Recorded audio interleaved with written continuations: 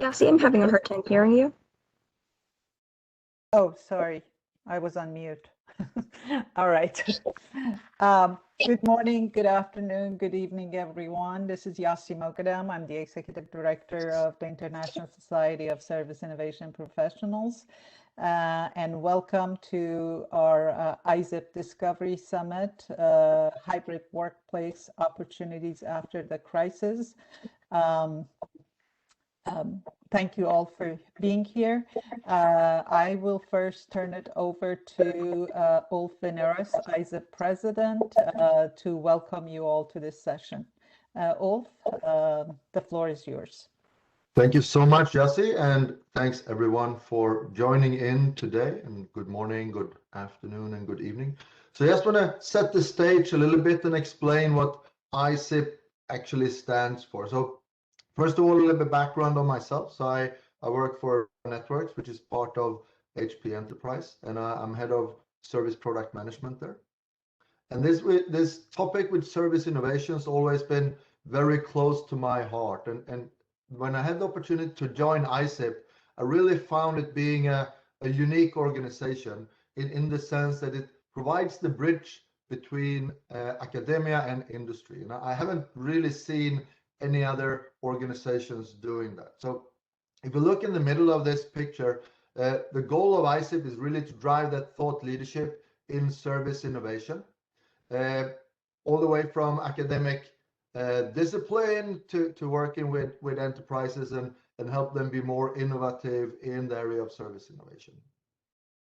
If we go to the left-hand side here, ISSIP is very engaged in influencing the future, both of future work and future of education, and working closely with the European Union as well as NSF in defining the future of education. And as I said, on the right-hand side, the uniqueness comes from that platform between academia and industry. So if we look at who's actually active in ISSIP, it's a number of large companies and also universities. ISSIP was initially founded by Cisco, IBM, and HP. Currently have 1,400 members across 200 universities, 50 plus companies across 42 countries. So it's really a truly global organization. And I think the diverse background and the different area of knowledge that the people represent in ISSIP and in an activity like this discovery workshop really provides a different level of insights. And if we look on the activities that ISSIP is doing, it's around this kind of discovery workshops. As I said on the previous slide, working with European Union, NSF, and other organizations, we regularly do publications in relevant topics, and we have a program to award innovation and issue badges to people that's working with us. So with that, I'm going to hand over to the next presentation. I think it's back to Yassi, and we're going to kick off this really interesting discovery workshop.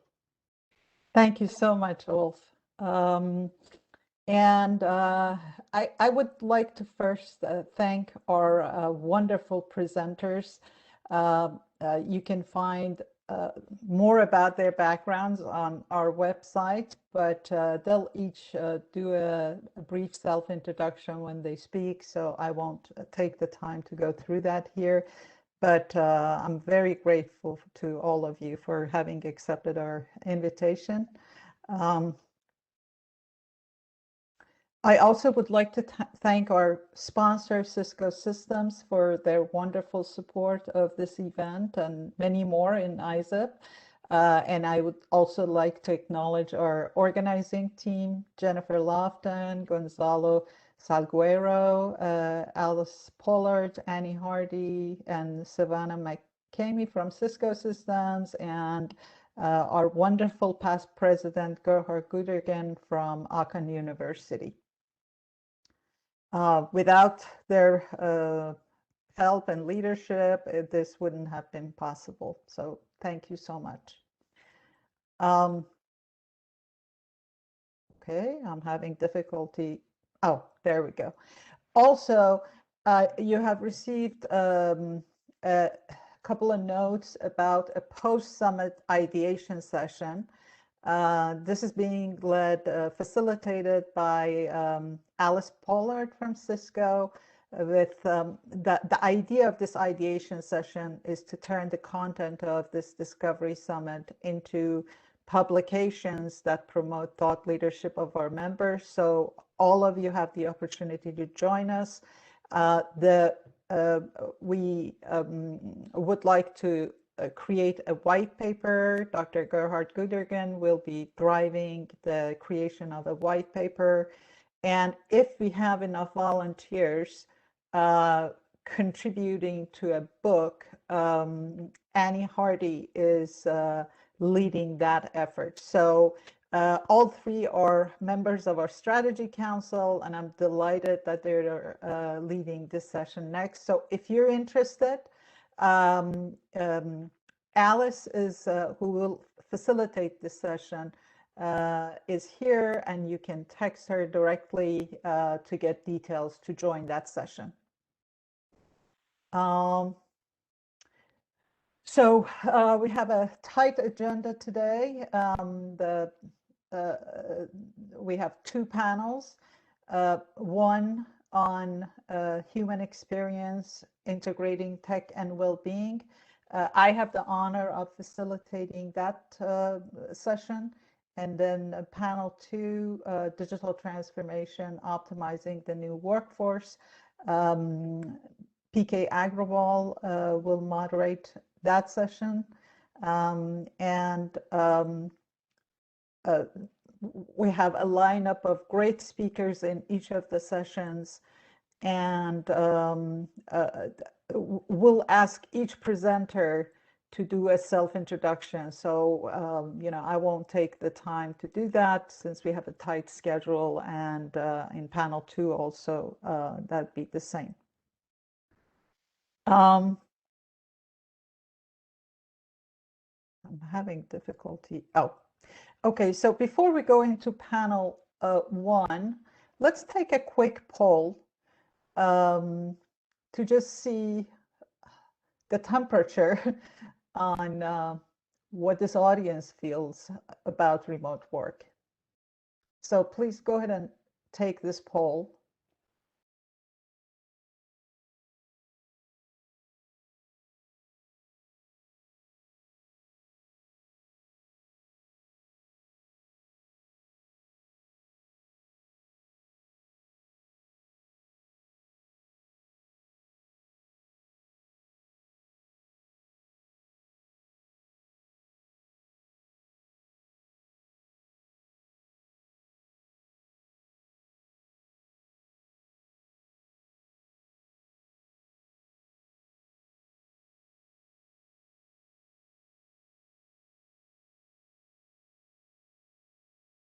So Savannah, let us know when the poll is completed. Sure, it'll have a couple more seconds to let everyone Sure. who is there finish.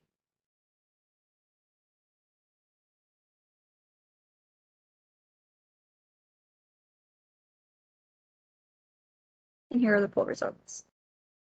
Okay, excellent. So, 100% of the, 21% of the people want to work remotely 100% of the time, and about 40%, 60 to 80% of the time. Oops, sorry.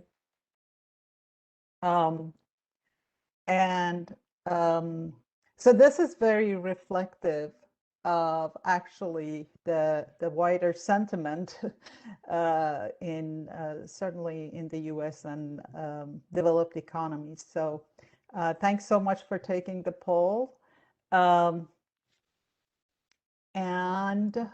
Without further ado, we'll jump into panel 1.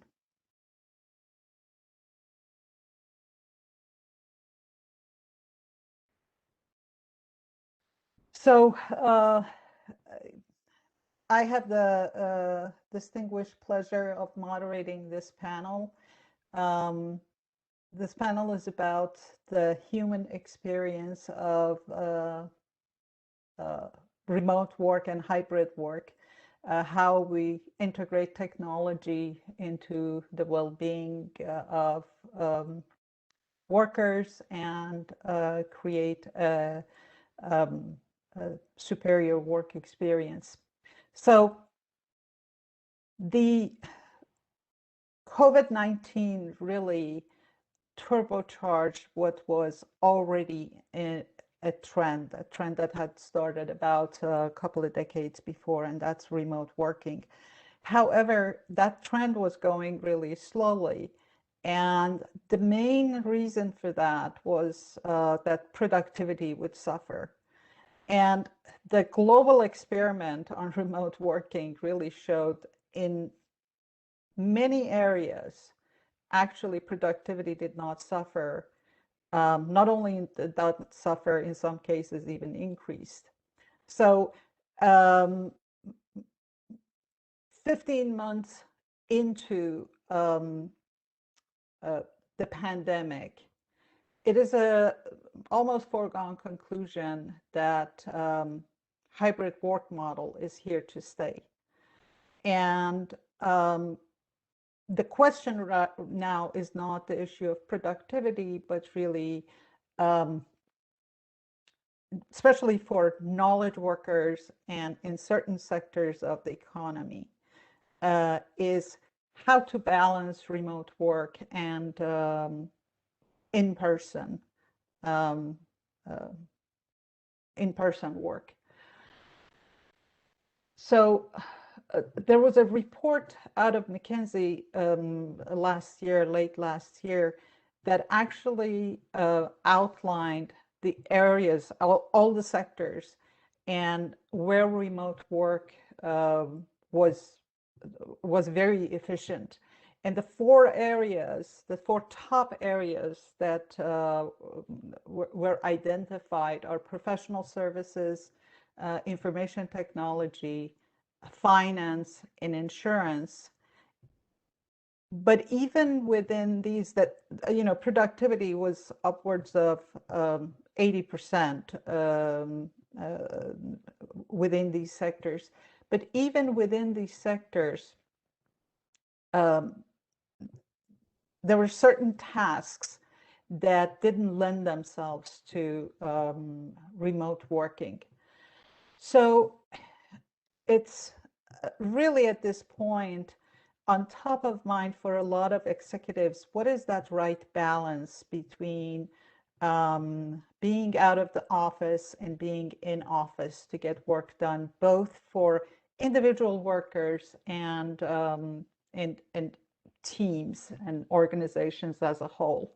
So a lot of questions still remains, and a lot of processes have to be reinvented, and even technologies have to be improved and invented, in fact. So our distinguished panelists today will address some of the issues and some of these questions that is on top of mind. That central to it is, what is that right balance between remote working and being in the office? So without further ado, I'll turn it over to our first panelist,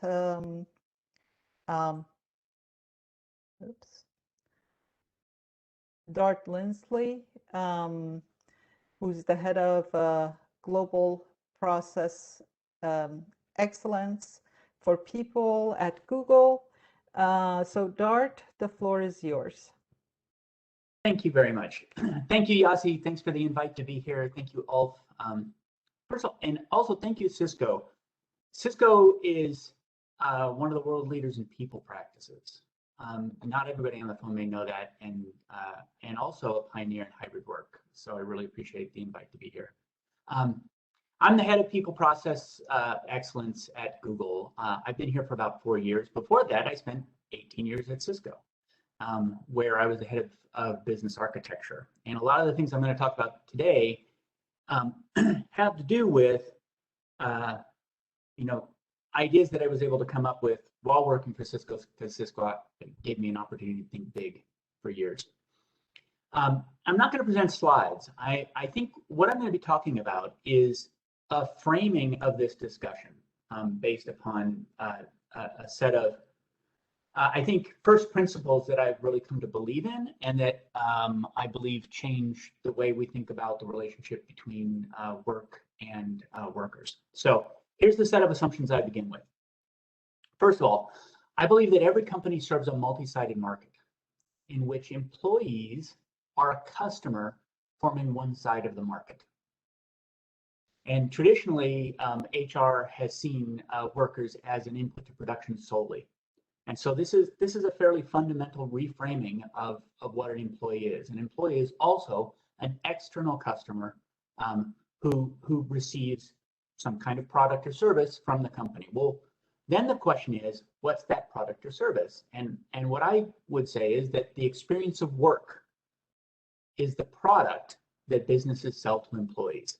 Now, I use the word product. You could easily replace that with the word, service. I'm not normally talking to people at ISSIP. I'm normally talking to people who want sort of a concrete word, so I use the word product.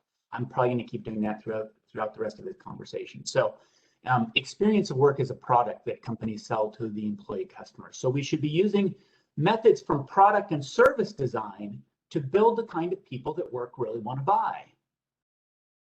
So to start down this path, I've used job to be done theory to conduct interviews with now hundreds of people about what they want from work. And I've compiled a list of successful patterns. So these are recurring patterns that when you ask people, what do you hire your job to do for you? People answer that question with about 3 dozen recurring answers. And what I'd like to do is I'd like to show what this research tells us about hybrid work. Does hybrid work improve or damage the work experience, product, or service? And the answer is it depends. And it's partially because, A, we all have different needs of the products that we buy. And so we're going to come to the products that we buy with a different set of requirements, not because of necessarily who we are, but because of the situations that we're in. And so that's one thing. And the other thing is that it's very rare to find any product that satisfies all of your needs. You want a car that can go off-road, and you want a car that can get great mileage. It's hard to get that set of features in one car. And so there's always trade-offs that need to happen. So I'm going to walk through some of the attributes that people want from their work. And I'm going to talk about which ones are affected by hybrid work and which ones aren't. First, I'm going to talk about things that hybrid work is beneficial to. People say, I hire my job to take care of my family. And when they say that, being available to go to pick up kids at a soccer game, being available to take care of your elderly parents, all of those things have to do with taking care of your family. And hybrid work is beneficial to that. That's pattern number 13 that I've identified. Pattern number 5, this is now I'm going to get into some, which is where hybrid work is neutral with regards to most of the things that people want from work. I'm going to give a couple of examples of those. Pattern number 5 is, I hire my job to give me good puzzles to solve. Well, whether I'm working at home or whether I'm working at work, I still get those puzzles and I still get to solve them. Pattern 10 is make me look good to others. So work is a kind of adornment, which is when I go to a party, I want to be able to say, I'm this title at this company. You know what? Whether I work at home or whether I work at work, that's going to work about the same. Some people say, I hire my job to pay my debt to those who got me here. And so that's somebody who, for instance, said to me that their grandmother worked weekends to put them through college, and they feel like they owe it to them to have a great job. And that's something where hybrid work doesn't affect it one way or the other. But where I really want to focus for my next 4 minutes is where hybrid work detracts, where hybrid work actually takes away some of the attributes of work that we want to buy, of this work product that we want to buy. And one of those is, some people say when you ask them, what do you hire your job to do for you? They say, to help me escape my home life. These might be people with small children and they're tired of, like me, like I was once, of stepping on Legos barefoot. Or it might be people with elderly at home who are a burden of care and they just need to get someplace where that's not the case. Hybrid work is going to be a challenge to that, escaping home life. Some people say, I hire my job to hang out with friends. Well, that's not as easy to do in a hybrid work model. It's not as easy to have lunch with people. And so hybrid work is going to impact that one. Some people say, I hire my job to structure my life. And as many of us have found, work overruns into our evenings much more easily when it's hybrid. It gives us much more freedom to do what we want to do with our lives, but it gives us a little less structure.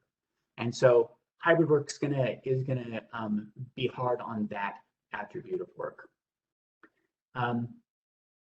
Many people say, I hire my job to meet new, and they usually say smart people. And hybrid work, it makes it much harder to actually run into strangers and engage them in interesting conversation and meet them. And then this last one that I think is going to be damaged, I want to explain a little more because it's an interesting one. I was once interviewing somebody and I asked them what they hire their job to do for them. And they said, I hire my job to pretend. And I said, what do you mean pretend? And he said, I like to go to work and I like to pretend to be a vice president. And I said to this respondent, I said, you are a vice president? He says, no, I'm really not. He says, I play a vice president at work. I'm really a jazz musician. And but because I spent so many years on the stage, I learned to love an audience, and I learned to love the lights, and I learned to love applause. And so what this person said was, I hire my job to be my stage and my adoring audience. Now, that's something that's very hard to get in a hybrid model. And I'll tell you, in particular, there's this one recurring theme across all of these patterns, which I refer to as the detect. When you put the cap on a pen and it goes click, that's the detect. It means, from a design perspective, that this is that you've completed your action and you're done with your action. And it gives you that satisfying feeling that you know that you've completed that action. Well, if you want work to be your stage and to provide you with an adoring audience, where's the applause? Where's the people smiling? Where's the murmur of the crowd? That's not the stage-like experience that some people want to feel. And so I think you've seen that a lot with late night comedians, where they all of a sudden they didn't have a studio audience, and it really harmed their experience. And so the key takeaways about this are, when you consider work as a product, work has attributes that make people either want to buy that product or not. Not all of those attributes can be built into a single product. It's very hard to do that, and there's going to be trade-offs. But there are many people who want things from the work experience that are going to be benefited by hybrid work, but also, and these may be the same people, damaged by hybrid work. And so that's that's the conclusion of my presentation.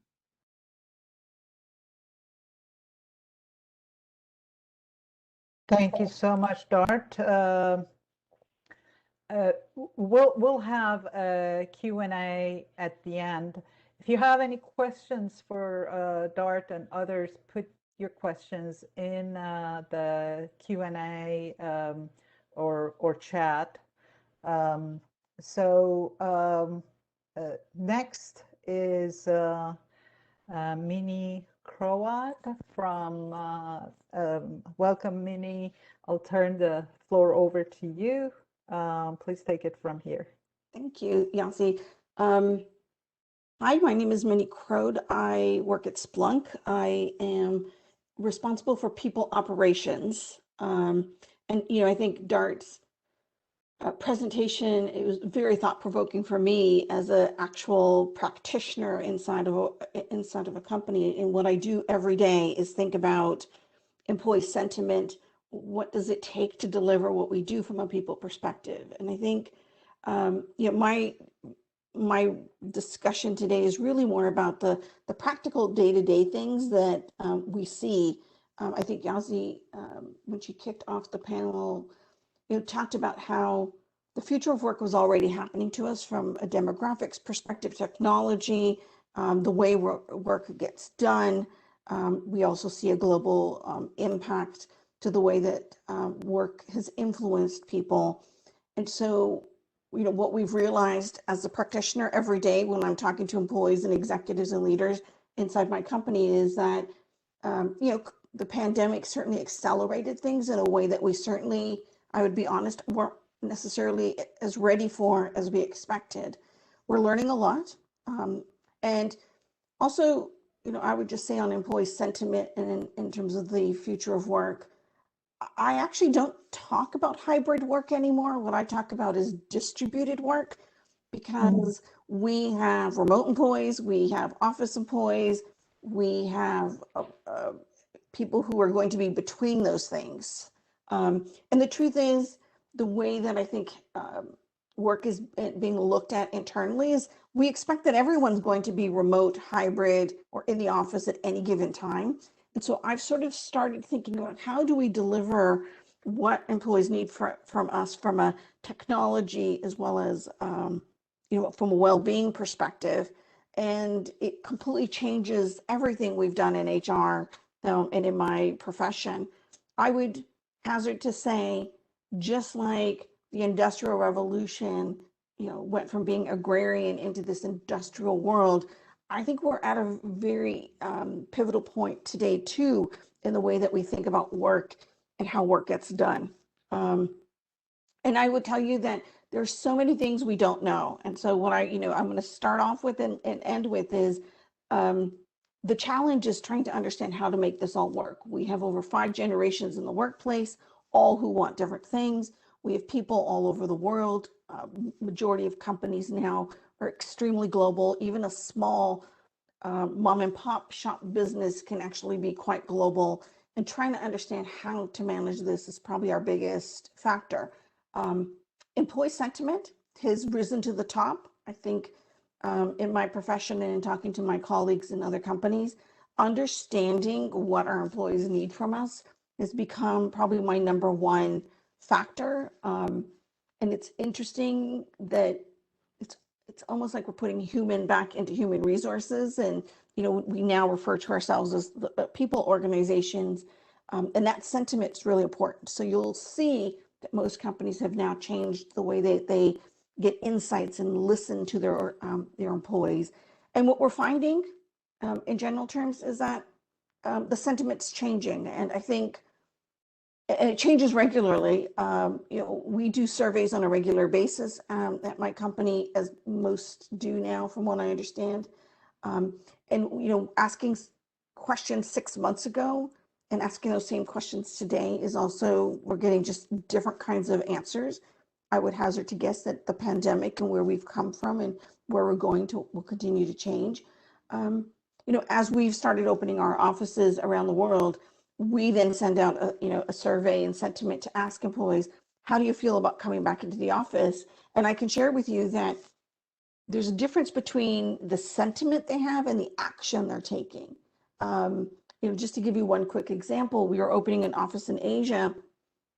We asked the employees who want, how many of you are ready to come back and what should that look like? And only 50% highlighted that they wanted to come back.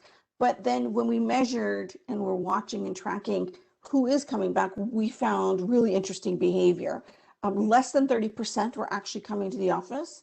Most were only coming for a few hours a day, probably 2 to 3 hours, 2 to 3 days a week, very much like the poll that Yossi did earlier.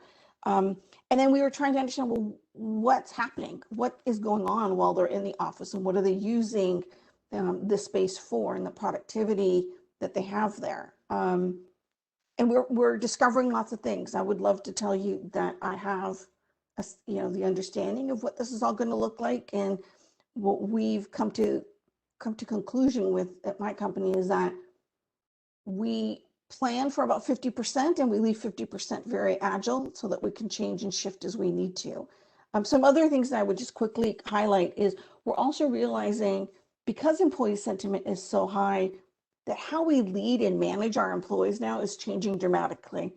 And the kind of individuals who can lead and manage through this distributed work in a world where there's many things because of a pandemic still to be, fleshed out. We expect it'll be several years before we figure out what this will really settle into. But we're also spending now an inordinate amount of time thinking about how do we help our leaders and our managers really manage our workforce and the employee sentiment that we're seeing. Productivity is definitely high, we can see it, but we're also finding that our employees are exhausted. I can use myself as an example. I used to go to the office regularly, the commute, the different interruptions. I'd stop for a coffee. You'd have different kinds of interactions during the day. But today I get up, I'm up really early. I start work around 7:30. I'm going nonstop until about 7 in the evening. And because we've now don't have to experience some of these day-to-day things that we all used to when we would, pick up groceries or drop off children or go see a friend or have dinner, since that's been protracted, people are working that entire window of time. So companies are definitely seeing productivity, which is great, I guess, from a business perspective, but we're also seeing employees burn out really fast. And because of the environment we're in, if companies aren't being flexible or offering the support from a wellness perspective or technology, employees are very quickly now leaving companies. And so you can see the headlines all over about this particular topic. So, as a company, we're trying to figure out how to empower our workforce in our company, but also think about the company culture and how do you manage that when you have distributed work. But we want to continue to offer flexibility and listen to our employees. I'll ask if we can move to the next slide. A couple of other things that I wanted to make sure I shared as I finish is really think about all the different areas that have been impacted. And, I've heard people say, oh, you can work from anywhere. Well, that's actually not true. You can't just work from anywhere. There are legal implications, immigration, tax issues that all start before HR even technically gets involved. And I think the complexity of how to bring all these aspects, from how do you hire, how do you create an environment where when we have a meeting and we have employees all over the world who are in distributed types of work environments, how do we bring that together? And the one thing I would tell you all is I think about how do I build community? And I'm looking at everything from how I hire to technology. What technology do we pick? People have different choices. So how do I give enough choice to that flexibility? In this hybrid world, there is a massive amount of goodness that's coming from it. The fact that wellness and mental health is a major aspect of what we do in the workplace now and talk about. There's much goodness, but I'll be honest, we are still struggling to understand what policies and practices do we need to have every day. So there's a lot I can talk about. I deal with all of these aspects on a day-to-day basis. I have employees who reach out, just trying to figure out how I allow my workforce to move around the world is extremely complex. So, I leave you where I started, which is this is a massive challenge for us. It's an exciting time for me as a HR professional to understand what this will look like, but it's also probably the first time in my own tenure as an HR professional where I probably have never been this challenged in understanding how to bring people back together and how to encourage and allow all the type of work that Jart talked about that people are looking for. We want to enable all of that, but it's a challenging time. So with that, Yasi, I'll send it back to you. Thank you so much, Minnie, for this great presentation. So our next presenter is Kevin Crowston, professor from Syracuse University. Kevin, the floor is yours. Thank you so much for the invitation and the opportunity to be here. I'm going to talk about a project I'm working on with a colleague, Karen Henderson, who's a professor of journalism, and a doctoral student, Raghav Raja. I also need to acknowledge that the work has been partly supported by a grant from the U.S. National Science Foundation. As Yassi noted, I'm a professor, so my talk is going to look a little bit different, more research focused, but we were actually interested more broadly in what the future of journalism is going to look like as the technology that the journalist uses starts to change. And the COVID gave us an opportunity to do a little pilot study of that, looking at how the journalists work from home. So like many organizations, when COVID hit, the response was to have the staff working from home. Not universally, there's some that kept the in-person news force, but in a lot of cases, the reporters, photographers, the camera people, and even the producers started to do their work from home. And so we wanted to know, how did they actually do that? So what kinds of technologies were involved, for example, what kinds of work practices, but also more importantly, what happened to the journalists when they did. And I think you'll see that a lot of our findings echo what have been said in the first two talks already. So a few key characteristics of journalism that are important to understand this change. One is that the industry is just under enormous financial pressures due to a loss of advertising income as the mode of distribution of news has shifted, and as well a loss of market in some cases. A second, so that shows up in things like decreasing numbers of journalists, increasing attention paid to ways to save money, which can actually be very, very challenging for the journalists who have decided to go into the business for, very altruistic motives, but then to realize that it is an industry that does have a bottom line. A second characteristic is that the work can be very, very stressful for the journalists. One kind of stress is just from the time pressure. If you're a TV journalist, the work just has to be done in time for broadcast. There's just an absolute deadline every day. But furthermore, newsworthy events themselves may be harrowing. As my colleague put it, you're rarely seeing people at their best on their best day, in response to some kind of tragedy, for example.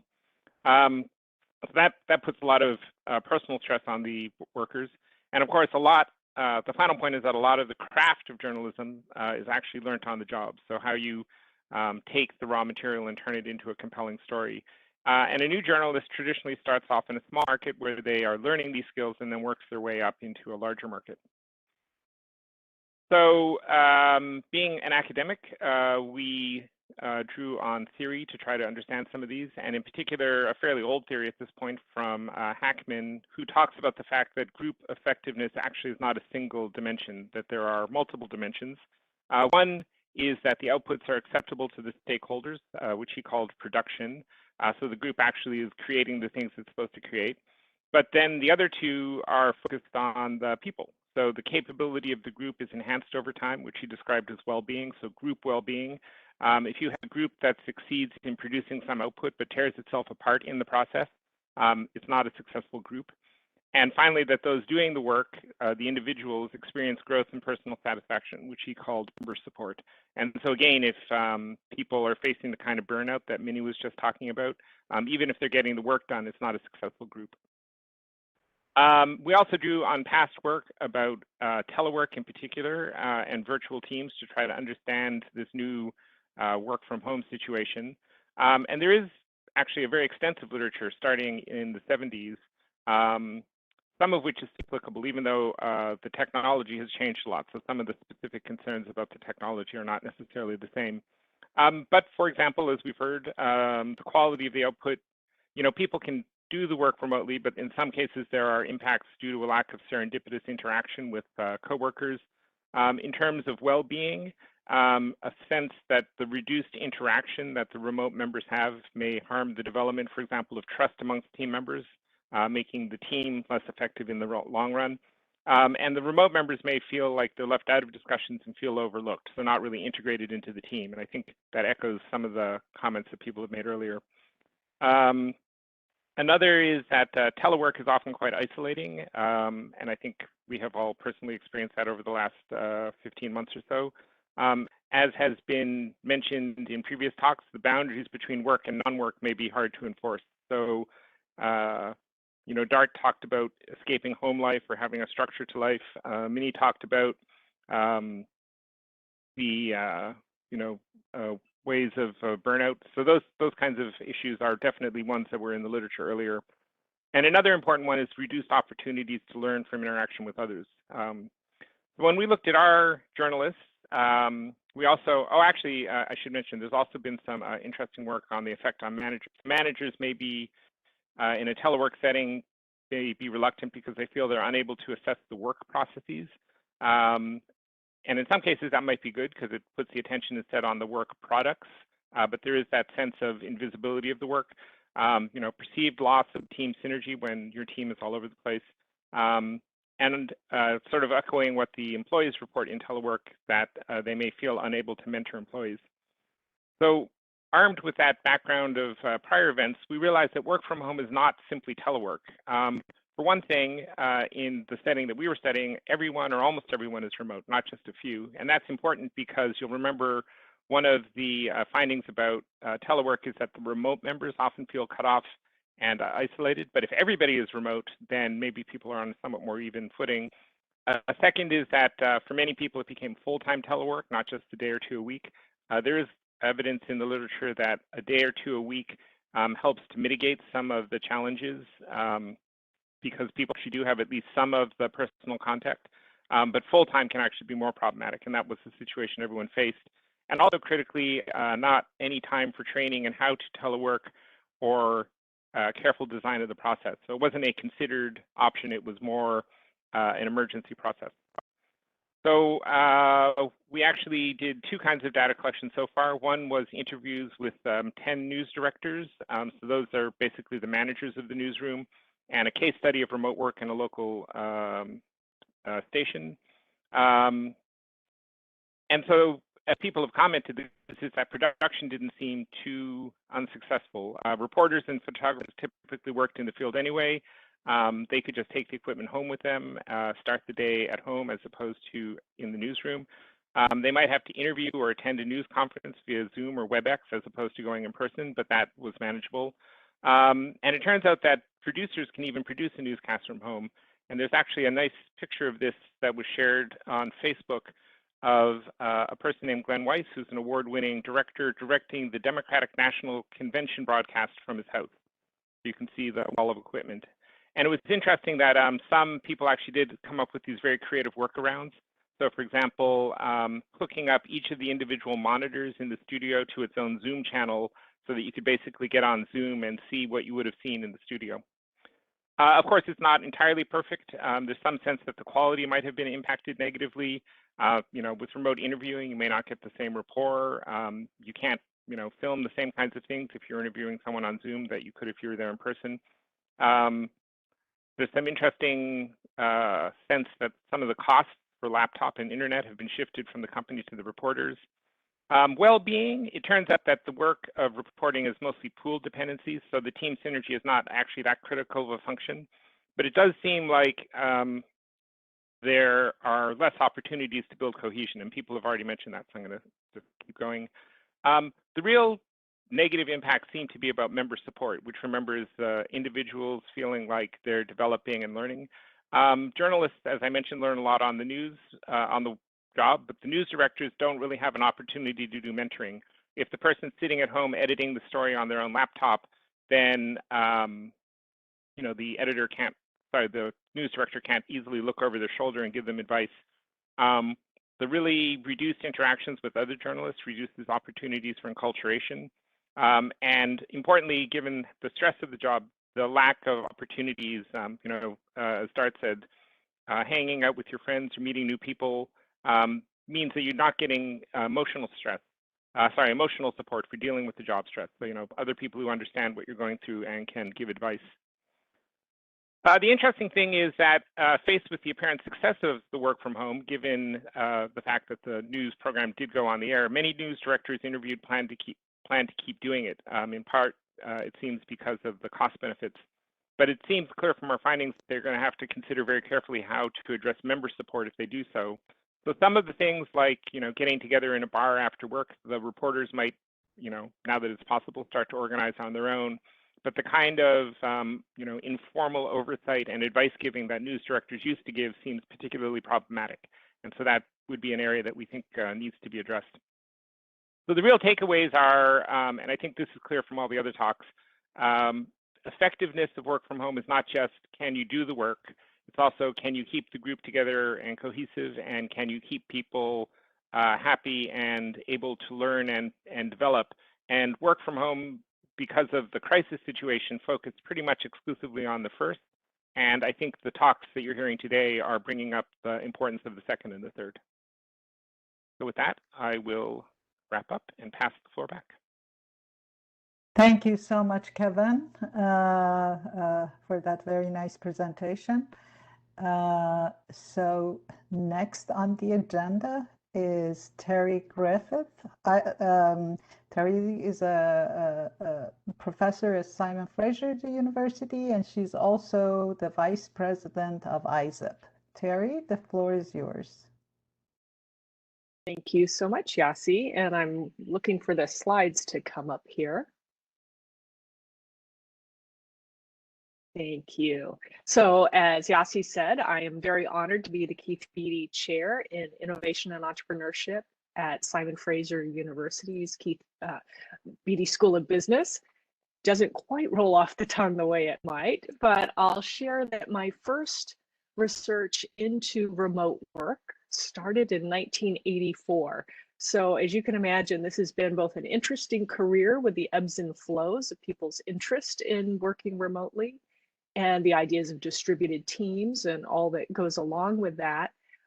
But it's also been, kind of an explosion at this stage, because all of a sudden, the things that we had been sharing from the minority of organizations, so the minority of employees who had taken advantage of this kind of work, shifted now such that everyone, or most people in the kinds of jobs that we've been talking about, now can say that they've experienced it themselves. And I think that offers us a road forward. And you're seeing that in a lot of the advice that we're getting from these talks. So the work that I'm going to present today is based on some data from quite a while back, but what we did is we looked at that work with fresh eyes, and given the fact that this is a Cisco sponsored event, I was thrilled to be able to present data that we had collected at Cisco and then work with my colleagues Gonzalo and Amar to say, is this work still paralleling the experience that they're seeing? And I too get to give credit to the US's National Science Foundation. I spent 20 years in the Silicon Valley before moving to Vancouver just 2 years ago. And so very thankful for not only the funding that they provided, but also because with the organizations, it lended an extra sort of set of support and importance to the work that really helped us carry on, because this was a multi-year process involving quite a few teams, over 300, looking at how to sell and support very complex engineering systems. So 2008, we're collecting some of this data, and then in 2021, we're coming back to it to decide if the results still hold. Some of the background for the work was the importance of face-to-face communication for being able to handle these complex situations, and the difference between the face-to-face activities and the virtual ones. So at Cisco, they have an amazing organizational process that they call V-teams. And this brings together experts in, say, at the time it was voice over IP, security. They bring together these different expertise groups all at once into headquarters, face-to-face, to have learning and sharing sessions. And if I want to say that it was a 4-day event, there were dinners that were being held together. And so the experts in that particular area had a chance to build relationships. After that, not only were the talks from that session available online for all the people doing that kind of work at Cisco, but they also had the ability to add other information as they were going along. our focus was both on the tacit knowledge and the explicit knowledge that these communities could bring to bear. And I want to distinguish between those two. So the tacit, almost by definition, is difficult to learn in formal training. These are the know-hows, the learning by doings, and the ability to watch over the shoulder, perhaps, of some expert doing something, versus the explicit knowledge that I think you can all agree is, you can learn it from a book. And that was really our distinguishing thing, is tell us about things that you could have learned in a book that really make a difference in your expertise. Individual knowledge versus team knowledge. And I don't think we've had a chance to talk that much about the team as we've moved into a COVID situation with the shutdowns. But individual knowledge, both tacit and explicit, were being collected here. And then we were looking at the combinations of that knowledge within particular teams. So these over 300 teams, as I said, were both selling and supporting very complex engineering systems that were being offered up to customers. So we have the team average tacit knowledge, the team average explicit knowledge, and then these team mental models about sort of who knows what, who needs what information, and how they can leverage that. So the ability to figure out if a piece of information would be valuable, to assess it, learn it within the group, and then be able to apply it to the customer's benefit.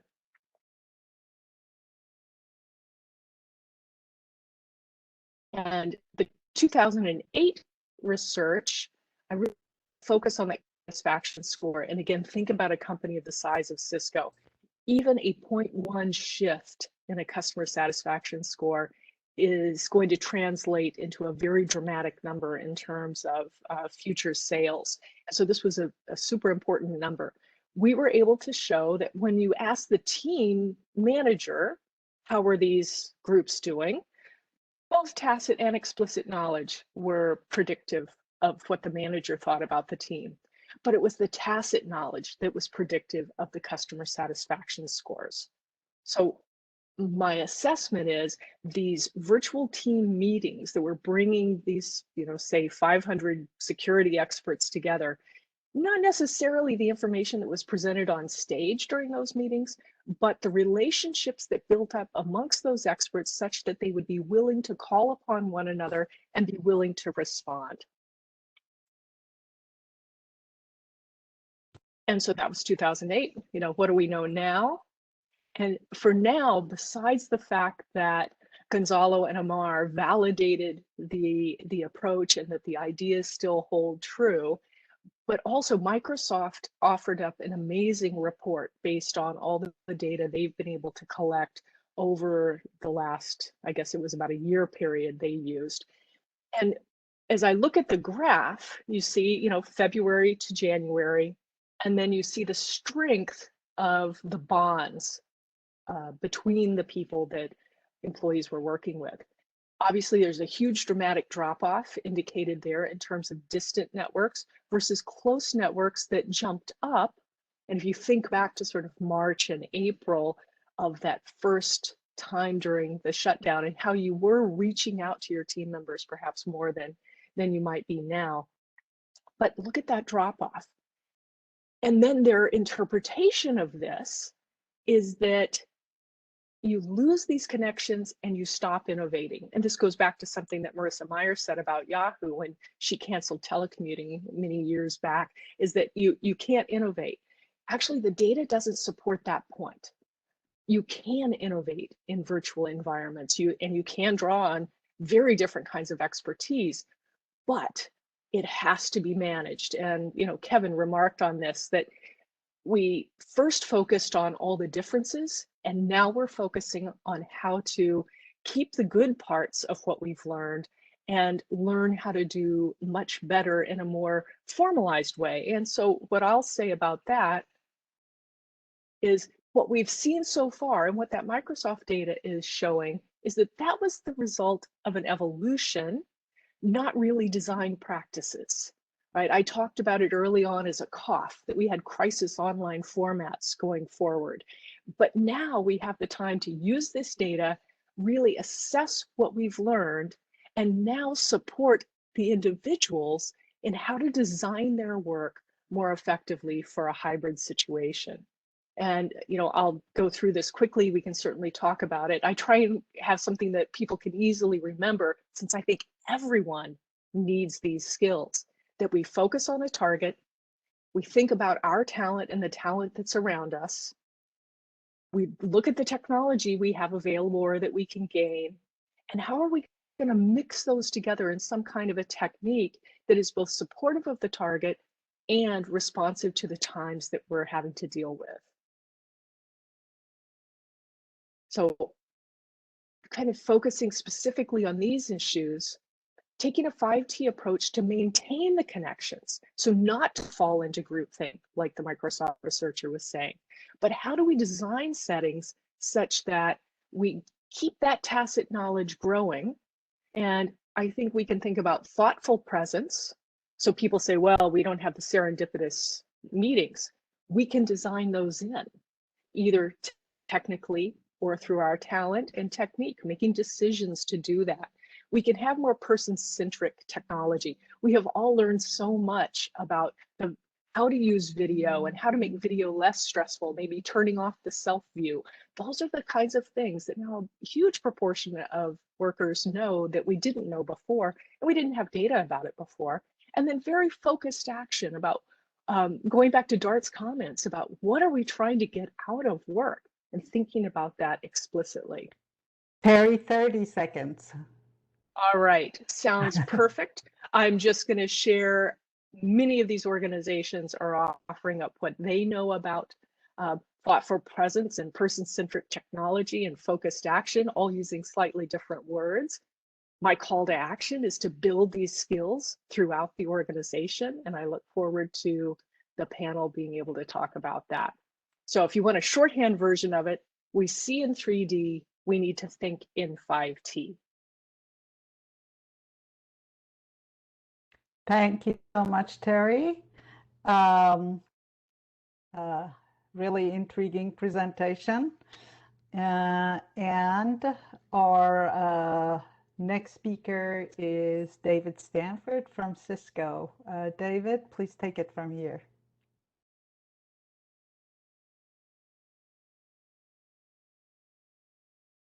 David, you might be on mute.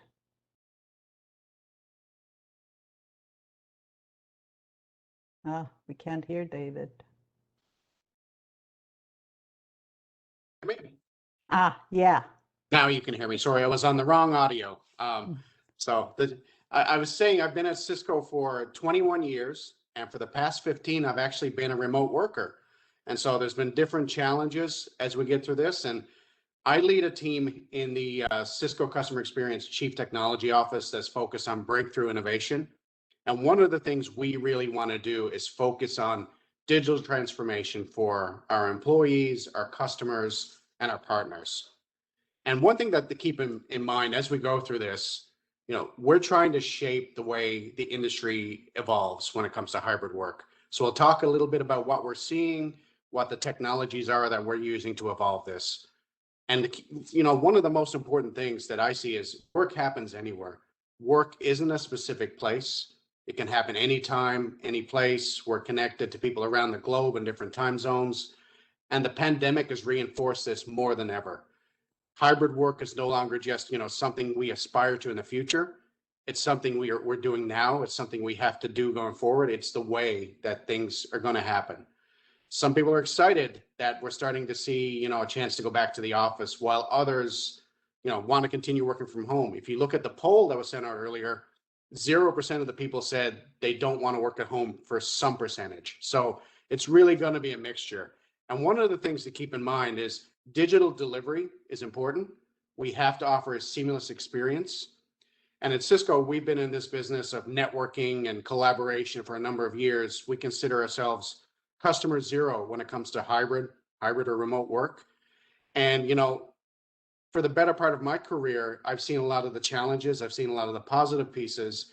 10 years ago, my biggest concern was I had a 2-year-old and a 3-year-old with background noise, crying, crawling around. That was, stressful to me for working from home. Now where everybody's here, there's other challenges. We have families where there's, the mom and the dad and the kids, they're all online at the same time. There's bandwidth issues, there's quality. So we really have to shape that.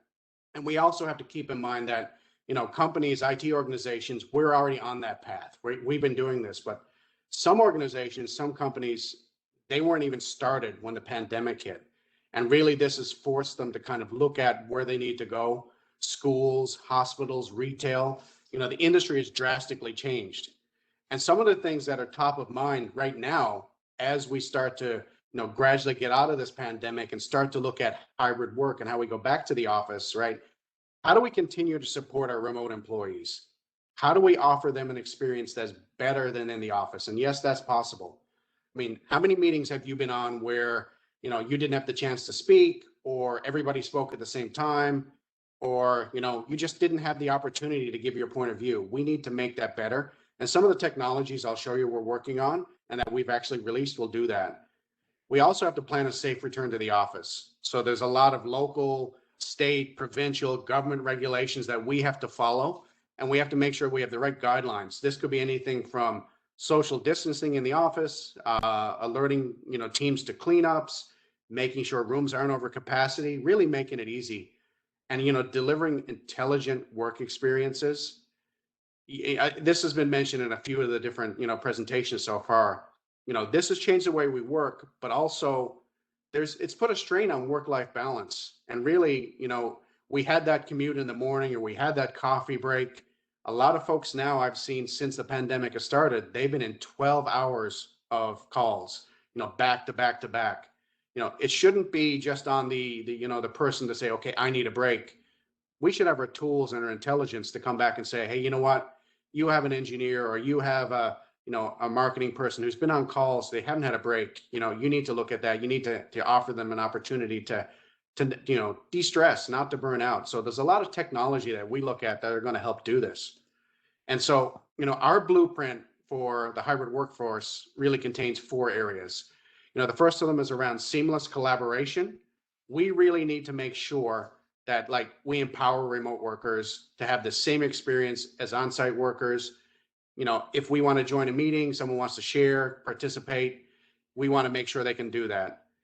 Smart hybrid work experiences, enabling safe return to office. That's a big part of the blueprint. When you're ready, how do we get in there? How do we make it easier? How do we drive intelligence? So how do we take things like APIs and open platforms, integrate pieces together? That's a big thing of what, the CX CTO team does. We develop these architectures. If you go to an office and you have a meeting, it should automatically turn on the lights. It should turn on the air. How do we integrate, like, collaboration with IoT, with networking? So intelligence is key. I mean, a lot of meetings I've seen, a lot of things I've seen on the news, I've seen through different companies, you wonder, like, you see video issues or you see network issues, and right away you say, okay, they have a poor Wi-Fi connection. But perhaps if we integrated something like, just say, our Thousand Eyes product that does analytics, we can dive a little bit deeper and kind of correct issues on the fly, right? Gather that intelligence, AI, ML, do some automation, fix the issues, and improve that experience for everyone. And as we go through it, there's 3 key areas that we really want to, focus on in Cisco. And that's keep the workplace more informative, whether it's on-site or remote, make it more intelligent, and make it more collaborative. Now, while I highlight a couple of these areas, there's some different technologies that we have in Cisco today that have been developed as products, as solutions and services in our customer experience organization, through our various business units, whether it's collab, security, or networking. And I think that's the biggest thing for us. The large portfolio that we've had, to help develop this, to bring it together, has helped shape it. And once again, being customer zero, driving in and trying to do this ourselves and understanding what our challenges are and how we can help customers, that's been key. The workplace does need to be more informative. Things like density indicators, room and desk occupancy, it needs to be more intelligent. So if meetings are happening, if you're going to go over, can you automatically book a new room? Can we make sure that remote folks are collaborating with us, that they have the opportunities? And remote work like I said, the opportunities for folks to participate, to feel like they're part of the meeting, that's key. So it could be something as simple as gestures. And WebEx has gestures. So if I give a thumbs up, if I've enabled that, people can see that. They can see facial expressions. They can see applause. Very important, if I raise my hand, it's not just someone looking at my video, it'll be a pop-up that someone has a question. And that gives everybody the opportunity to speak. Background noise renewal, this is key, removing that background noise. I don't know if you can hear it, but there's construction next door, there's jackhammers, there's drills, and without the background noise removal, it would be terrible for your experience to hear me. So this is key. This is in our features right now. Also, real-time translations. There's 109 different languages translated in WebEx. You can turn on that feature. It does transcription. There's WebEx Assistant, which captures notes. I find that fantastic because you don't have to necessarily go back to the recording. You can look through the notes, look for it, and it tells you where it happened in a recording.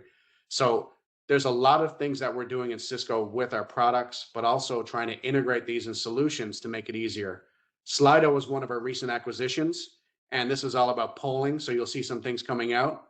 And this is very important, right? To get this feedback from all of our participants, your employees, different companies. There's smaller things you can do that have such an impact.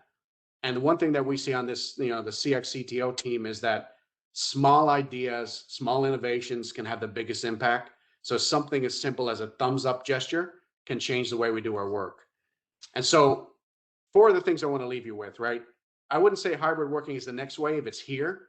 It's transforming the workplace for everybody. Collaboration technology and what Cisco is doing is really the foundation of the hybrid workplace. We're working with different customers who have our technology. We're out with strategic customers, with schools, retail, medical, hospitals, trying to shape the way they do things in the future.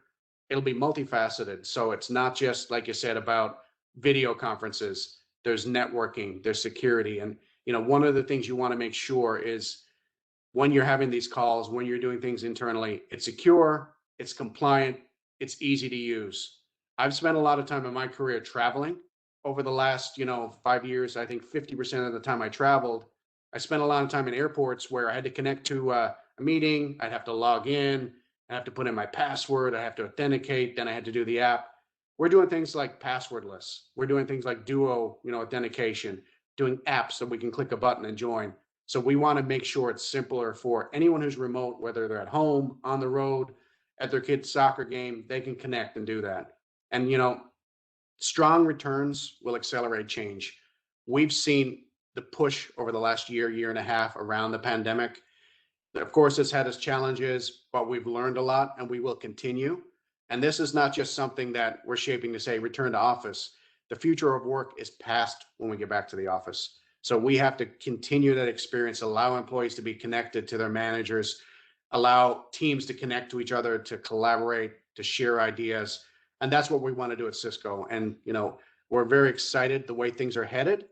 And we want to continue to drive this, this transformation with our customers. And that's all I had. Thank you very much. Thank you so much, David. Very interesting presentation. And I just want to invite the audience also to put your questions in. My question actually is first for David. David, given all these data that's being collected, you mentioned intelligence is key, and I completely agree with that. An issue, however, gets risen, which is the issue of trust. All the data that's being collected, how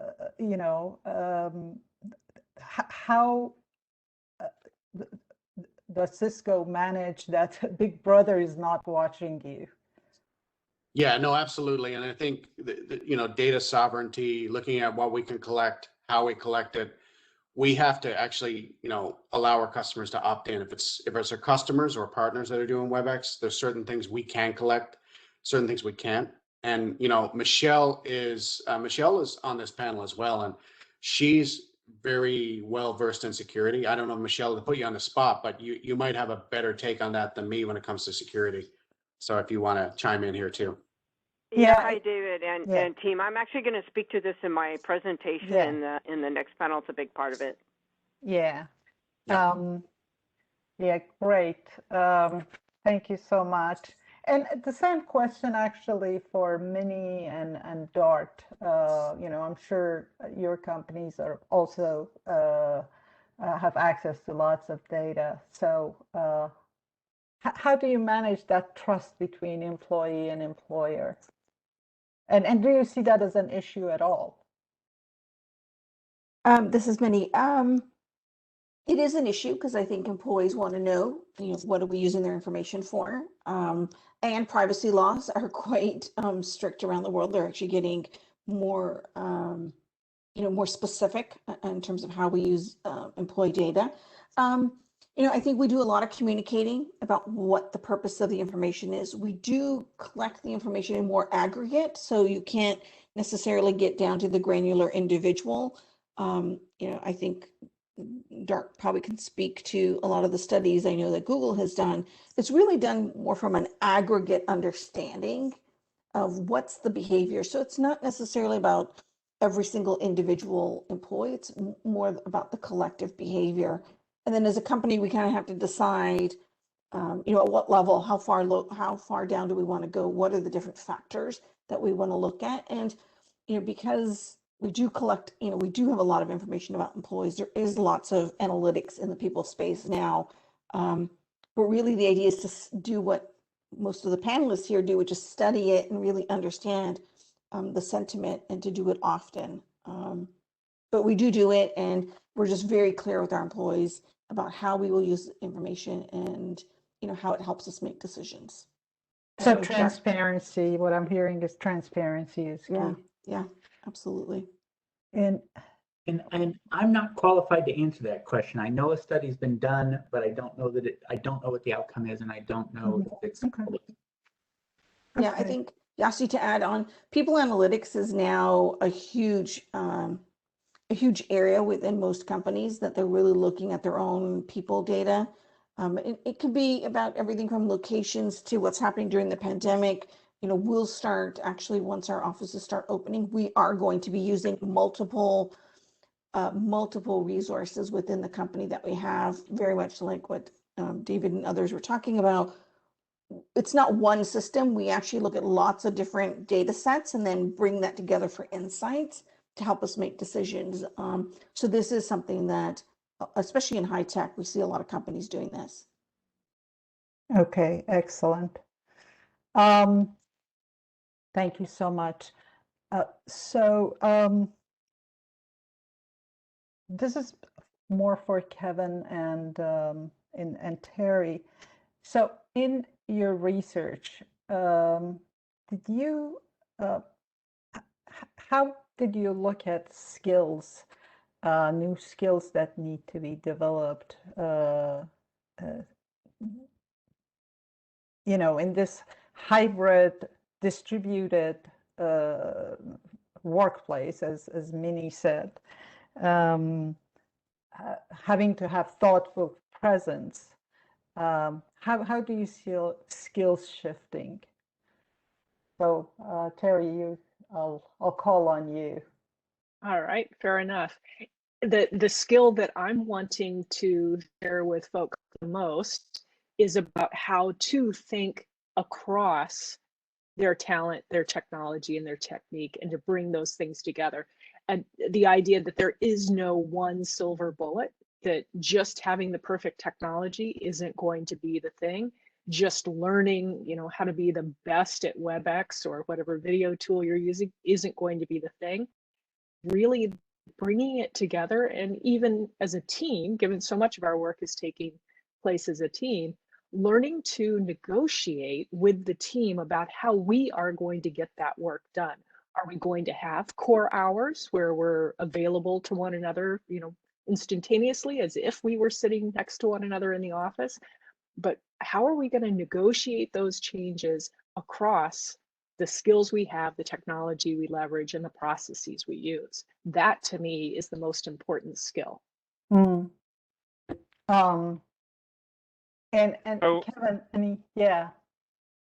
Yeah, I don't think we were focused too much on new skills. It's a very interesting question. We did observe that even the existing skills become problematic, especially I think because many of them are more tacit, the way Terry was pointing out, and the lack of ability to give people, quick feedback about what they're doing as they're doing it seemed difficult. And so that I think was part of our takeaway. In terms of the new skills, in a sense, I think the reporters have always had to be somewhat adaptable. By definition, the news is always, news.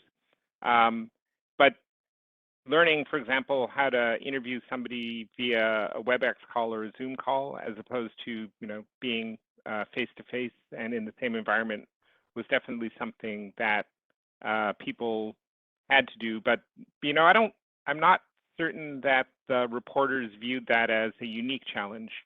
Every time they do an interview, they're having to figure out, who the person is and how to develop a rapport with them. And so the fact that they had to do it remotely as opposed to in person may not have seemed as big of a jump as, it might appear from the outside.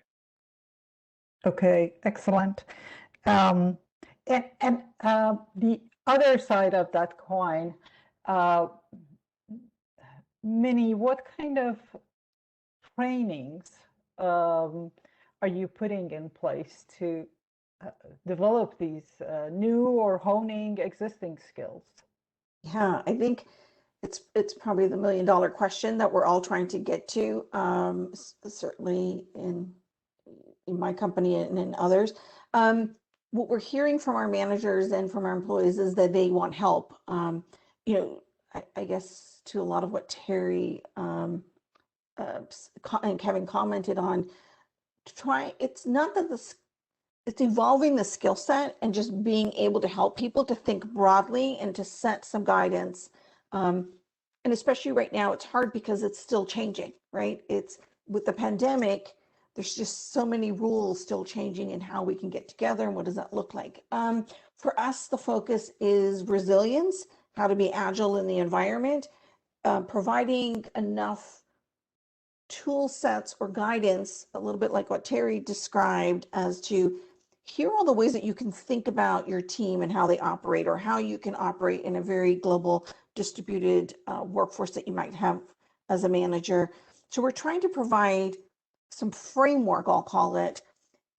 But even in the framework, we want there to be some flexibility for the team or the individuals involved to be able to really think about what works for them. So teaching people those skills, and really to me, the way I look at it, it's giving enough tools and framework, but then also showing people how to do that.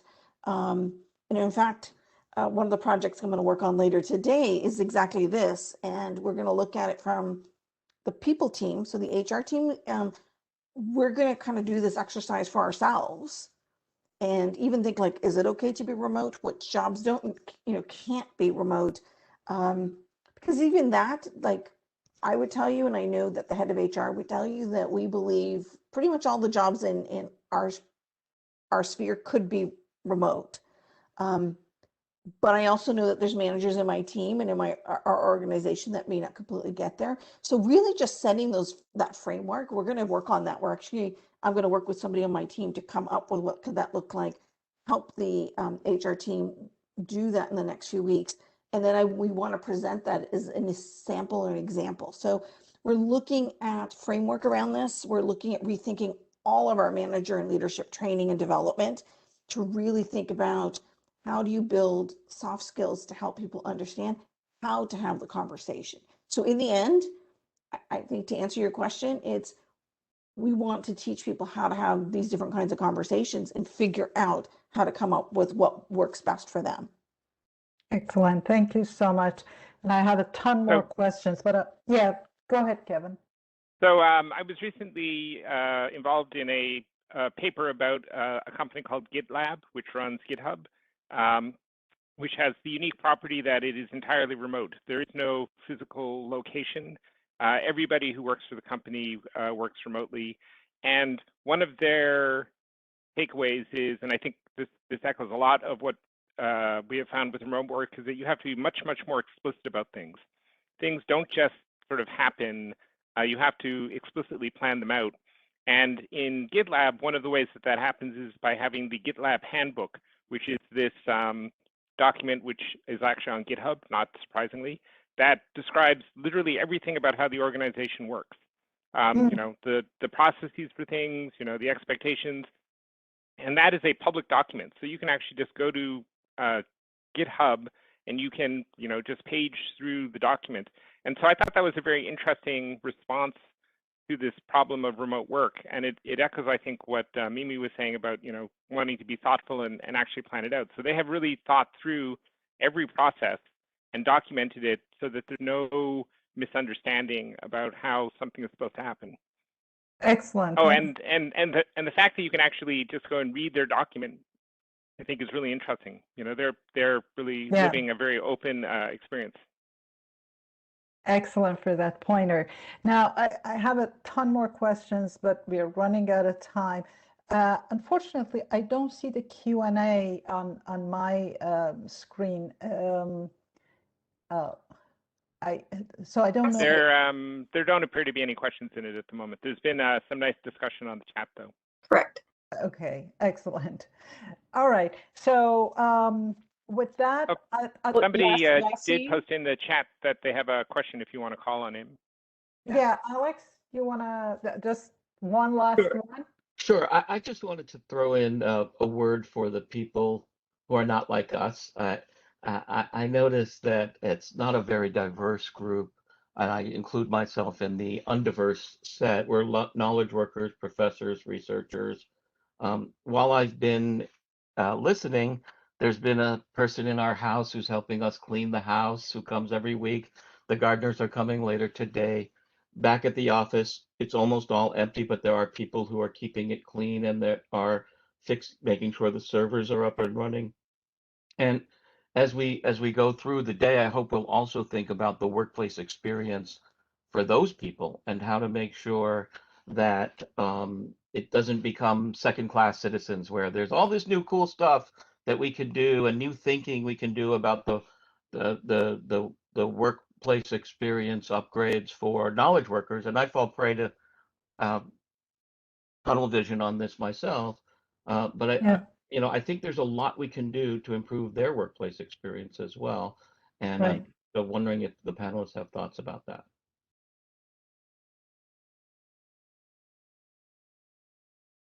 I do want to highlight the seriousness of that issue and real quickly, Dart. I don't need to. I'll do it in chat. Sorry about that, because we are right at time. So I want to thank all the panelists and just parting thoughts, just 20-second each person. So Dart, you can go ahead and get started. Key takeaways, real quickly.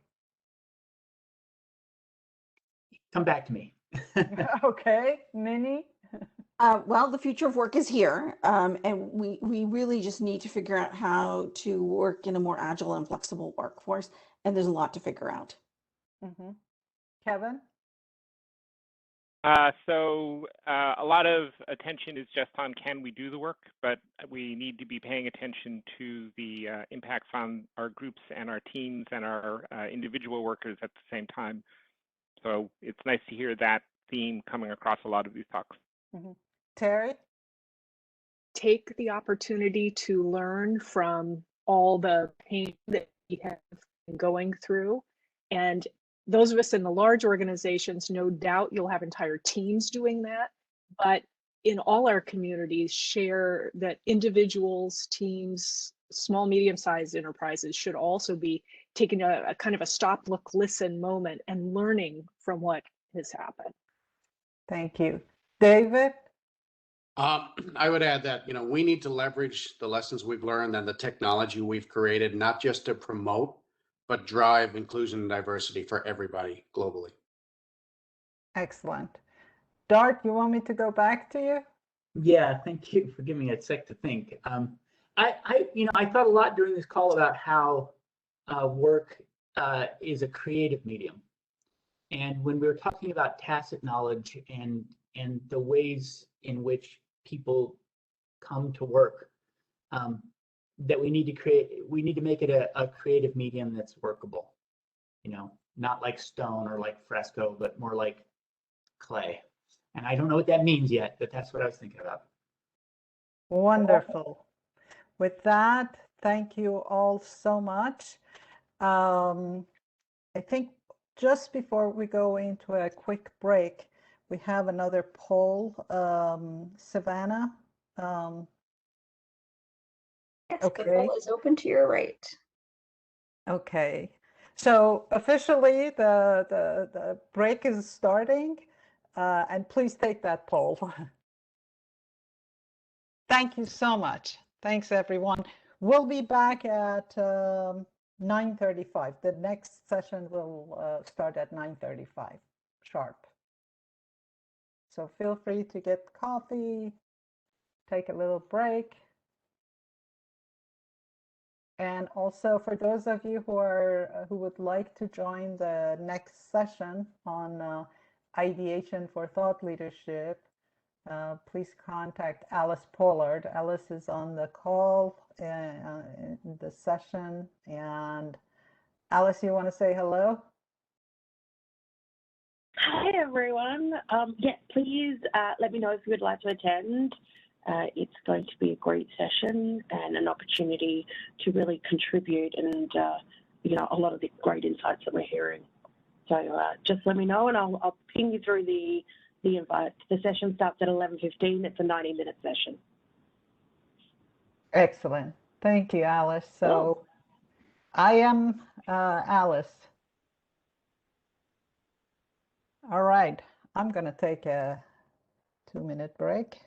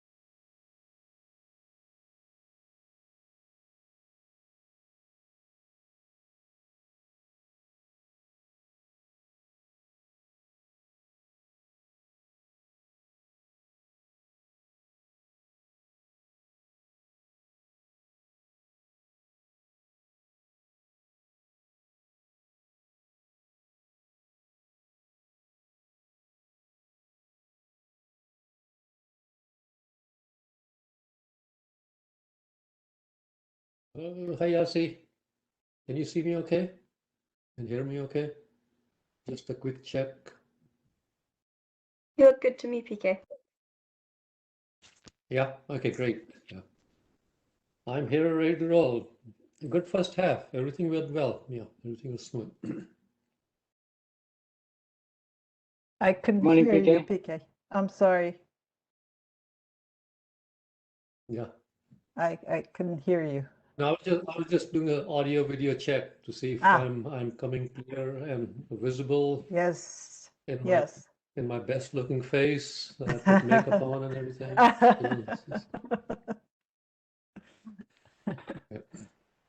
Um,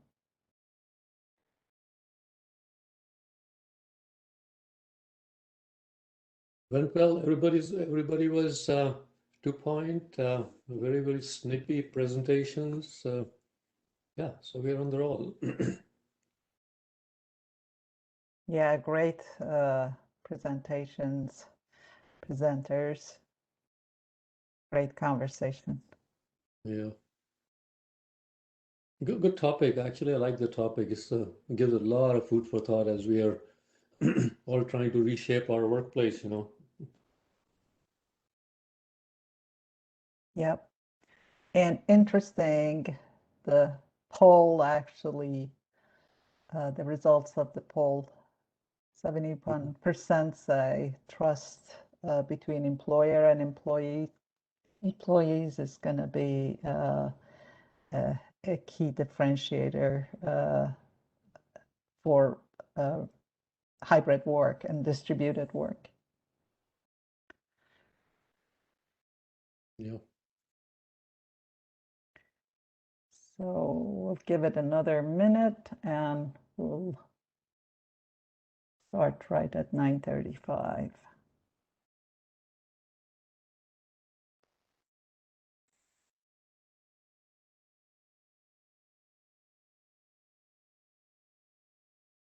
Okay.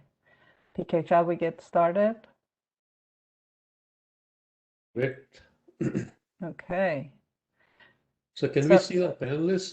Right now we're seeing the panelists from the previous session on the, at least the thumbnails.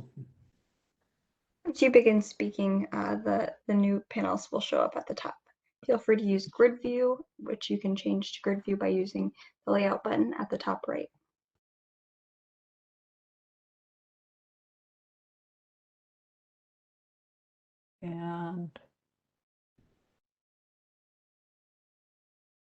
And PK, do you see Wendy? I don't.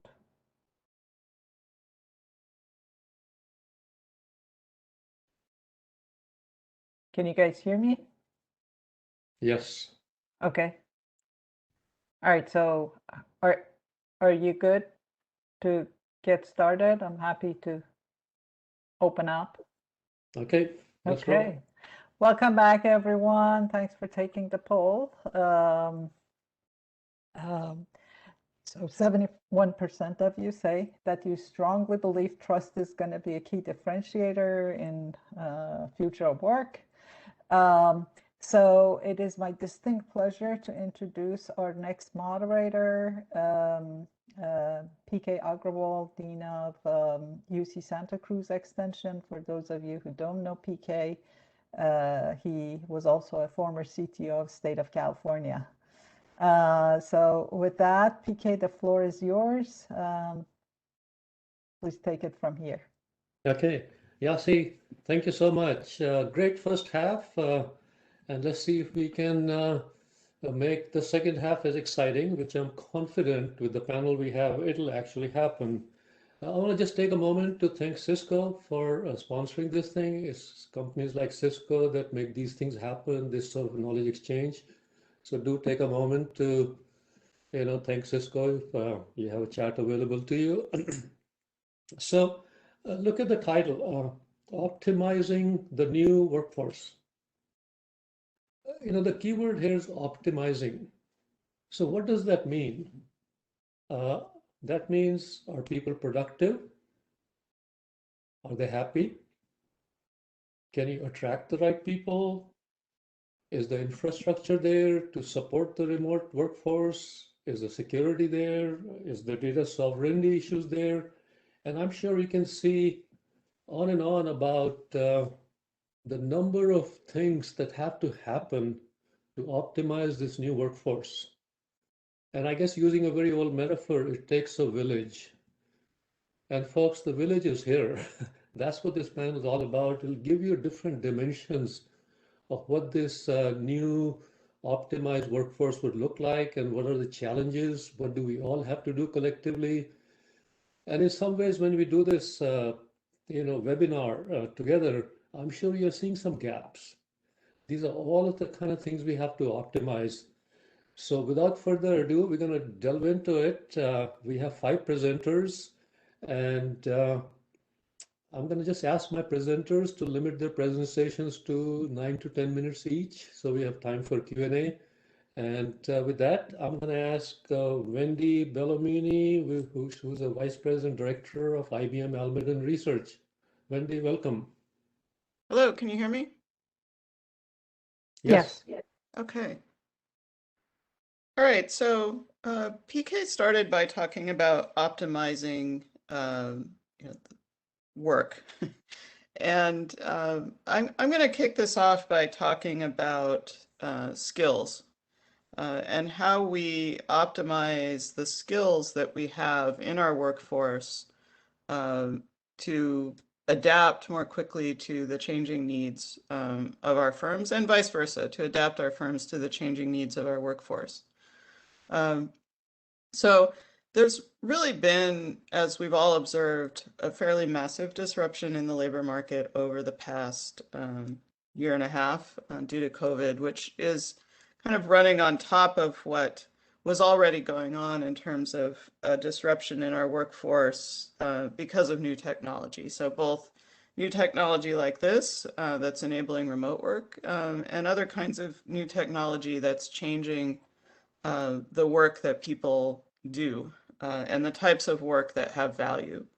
As people have talked about extensively before, repetitive tasks, things that can be automated, kind of pattern matching kind of jobs, and especially jobs that don't involve interacting with the physical world are slowly, and I think that's an important word to use there, being displaced by AI and automation technology. I think there's a bit of panic a couple of years ago about how fast that was going to happen, and I don't think it's happening extremely fast. But we've had 2 kind of disruptions on top of each other. One being kind of the longer term disruption of the kinds of work that has value, and then the rapid disruption of COVID. And so from an optimization perspective, we really need to think about how do we equip both firms and workers better to deal with these kinds of disruptions? Because as the pace of technology change accelerates, these disruptions are going to start happening faster. And as COVID has shown us, we can have much more rapid disruptions sometimes due to something like a pandemic or a natural disaster or other kinds of unexpected events. COVID was a once in 100 years kind of thing, but those kinds of events, is a more general category, are not quite that unusual. So the good news is that we have a lot of ability to do prediction in this space. And really doing prediction around skills, or really around anything, but requires two components. One is large scale data, and then a set of algorithms to analyze that data. And so for skills and jobs, we have a great resource for research out there, which is job postings. So there's a number of firms that will provide a big database of job posting data. And this is millions of jobs over many years. And so from that kind of data, one can start to look at and pick apart and do prediction. So if you look at a big database of job posting data, you can pull that apart and you can find out what difference the changing demand for different skills. Okay, that's a fairly standard thing to go do. You can certainly look right now and say, okay, what is the demand for a particular kind of skill? But the wonderful thing about these big data sets is that it's not just, doesn't just give you the ability to look at current demand, but given a set of sophisticated AI techniques that have become quite common, you can now start using that kind of data to do prediction. So if you want to know how likely it is that skill A is going to become in higher demand than skill B, you can look at this historical data, you can train AI models, and you can get a pretty good prediction of a particular skill set and how that's going to change in demand over the next couple of years. So when you can do that, then that gives you a capability both as a worker and as a firm to react faster than you could before. So as a worker, one can look at skills demands and make better choices about what kind of skills one chooses to develop. Because skill development takes time. One can't just wake up one day and say, hey, looks like the market is really demanding this particular skill. I need to go get it. Usually that takes months to years to do that. So these predictive models can help workers and can also help kind of governments determine what kind of skills are going to be in demand ahead of time so that workers have time to adapt and actually develop those skills.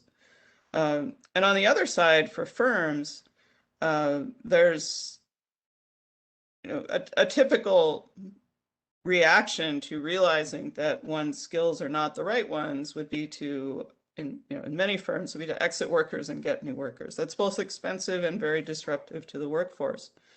So with the ability to predict skills and the ability to do training, I think this gives firms an opportunity to really figure out a couple of years in advance what skills they're going to need and actually provide that training and or hire the workforce in it that we need. So in terms of keeping skills and skills demand in balance, I think this gives us a very good tool for optimizing the workforce. And I think in the longer term, it's going to help with some large-scale societal issues where when we have a recession or some kind of labor market disruption, we often have a problem where the economy starts to recover, but there's still high unemployment because the people, but there's job openings. And we actually are seeing this now to some extent because there are a lot of unfilled jobs out there. There usually are, but it's greater right now. And this is largely because there's a gap in skills between what employers want and what the labor force has.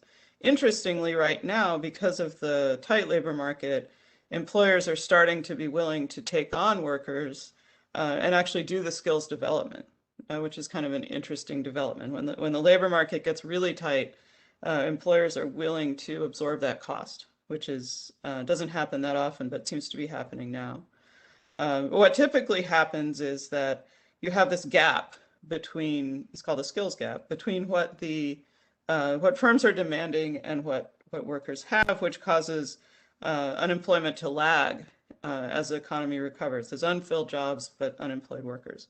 So one of the big opportunities here, I think, with this kind of capability is at a societal scale to provide this kind of training so that we close the skills gap sooner and help accelerate recovery. And this is one of the things that we were thinking about when we were really in the middle of the COVID recession, was that would be something helpful to put in place kind of at a societal level to enable economies to recover more quickly. So kind of to to end or wrap this up, I think the ability to add AI technology and to do skills prediction and to help shape the skills base of the workforce is going to be a really powerful thing going forward. And it's something that we should look to at both the firm level and the level to close gaps between what employers need and what skills workers have. Yeah, Wendy, thank you so much. Fascinating. So Wendy, I have two quick questions for you. So first, you talked about we are living through the rapid disruption that you talked about, but there's also pre-COVID, we were all talking about this robots and AIs would eat all the jobs, 48%, 32%, all the numbers, so job disruption. And we stopped talking about it because of COVID. So where are we on that? Yeah, so where are we with that? So my team, or it wasn't my team at the time, but the people that became my team did a study on that, which we published in 2019, which showed that that is in fact a thing that's happening.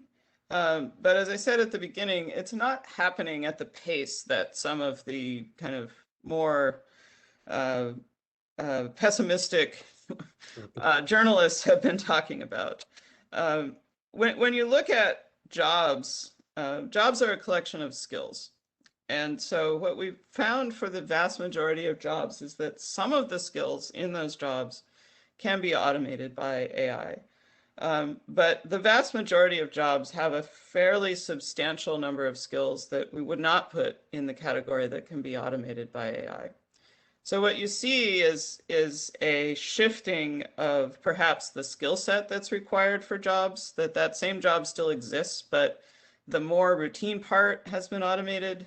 So the skills that an employer is looking for are the more creative parts or the more physical parts. I mean, what we kind of forget is that physical labor, anything that involves movement of objects that isn't in a factory, that's in a very controlled environment, is still very difficult to automate. So we have those kinds of things. We have human interaction, which is still very difficult to automate. We have creativity, which is still very difficult to automate. So there's the skills mix of jobs is changing somewhat slowly. And I would be concerned about any job that has little either physical, creative, or kind of human interaction. If it doesn't have one of those things and it's entirely routine, then those are the jobs that are most kind of most likely to be automated soonest. But So if it has like one of my those three job is things, safe. it's more a saying skills it's shift. Yeah. So my job looks pretty safe for a while, at least, that. Well, we have 30 seconds. One quick question, Wendy. So you talked about employers filling the gap. Based on all of this stuff that's happening, do you foresee universities who haven't changed that much in a few hundred years? Yes, and I should have mentioned that. So I think it's also a important tool for universities as they're shaping curriculums to think about whether the skills that there's really two pieces. One are the skills that they're developing as what they would call kind of the immediate benefit skills, the skills that students are going to use, when they graduate or use to get jobs. Are those aligned with the skills demand? That's one piece. And then I think the other piece is, are we developing students that have, the ability to rapidly learn new skills? Because in the long run, the skills they learn now are not going to last them 40 years. So what they really need is the ability to rapidly learn new skills and adapt and expect to do that. So that would be the other piece for universities. I think that's probably already something that universities are aiming for, but it's a question of are they succeeding most of the time with that or not? Okay, great. Wendy, I know you are on a short time, so you won't be available at the end of the session for Q&A. But if anybody has questions for Wendy, please send them to me, to Yasi, to Savannah. We'll get those responded. So I'll be on for the next 10 minutes or so. Oh, fantastic. Okay, so you can do that through chat as well. So with that, I'm going to ask our next presenter, Alex Cass, who's fellow and principal director at Accenture Labs. Alex, floor is yours. Okay, great. And how do I share my slides now? I don't see the share capability turned on. There we go. All right. People can see, yes? Yes. All right, great. So, yes, I'm Alex Cass, and as PK said, I am I'm a fellow principal director at Accenture Labs, where I currently lead the digital experiences R&D group. If you don't know, Accenture is a very large, highly distributed organization with over 500,000 people in every major country and city. So we have a lot of experience with distributed work, and the work we do, it's largely knowledge work, which gives us the benefits of that we've been talking about in terms of being able to shift to remote work fairly easily. But the company also does a lot and works with obviously clients that do a lot of physical work as well. So we're really interested in the workplace experience quite broadly. My R&D group is really, I'm a computer scientist by training, so you know my perspective, an AI scientist. And my passion is really for how we can leverage technology to improve the way people work, live, buy things, all aspects of human-computer interaction and how they improve the human experience. And of course, today we'll be looking specifically about the workplace experience. And the premise here, coming from a technology perspective, is I really think of work now as being in the cloud, and this really predates the distributed work era that we're talking about now, the work from home era. I think work for knowledge workers, it's kind of obvious that work is in the cloud. The work products you create get stored in the cloud. You access all the information and data, and you interconnect with your colleagues and your customers largely through cloud-based technologies. But even for physical workers, I think increasingly what will create a great workplace experience for them is the way that technologies that are cloud-based are supporting their work, the way that they are being able to log what they do, report on what they do, identify problems in the workplace, and interact. So the question that we're really looking at today is, if work is in the cloud, what does it mean to build a really great workplace experience there? And I think there's a good news, bad news story here. So I'm trying to be even-handed and give a sense of the good news, bad news. I mean, the big picture, I think, is that bringing a document to the cloud is relatively easy, or at least Cisco has made it feel that way, and Microsoft and the cloud-based work tools have really conquered that problem. But the world-class experience that employers want to give their employees, making that work is not so easy. And it wasn't easy before the pandemic. It wasn't easy before work had moved to the cloud, and it's not easy now. In some ways, the move to a remote experience may have made some things easier and some things harder. I think this is echoing what some of the previous speakers have already said, so I won't belabor it. But the big picture is, I think the ability to translate in-person to remote has gone relatively well, but that's outpaced and maybe even taken our eye off the ball of the bigger issue we need to do to create a great workplace experience.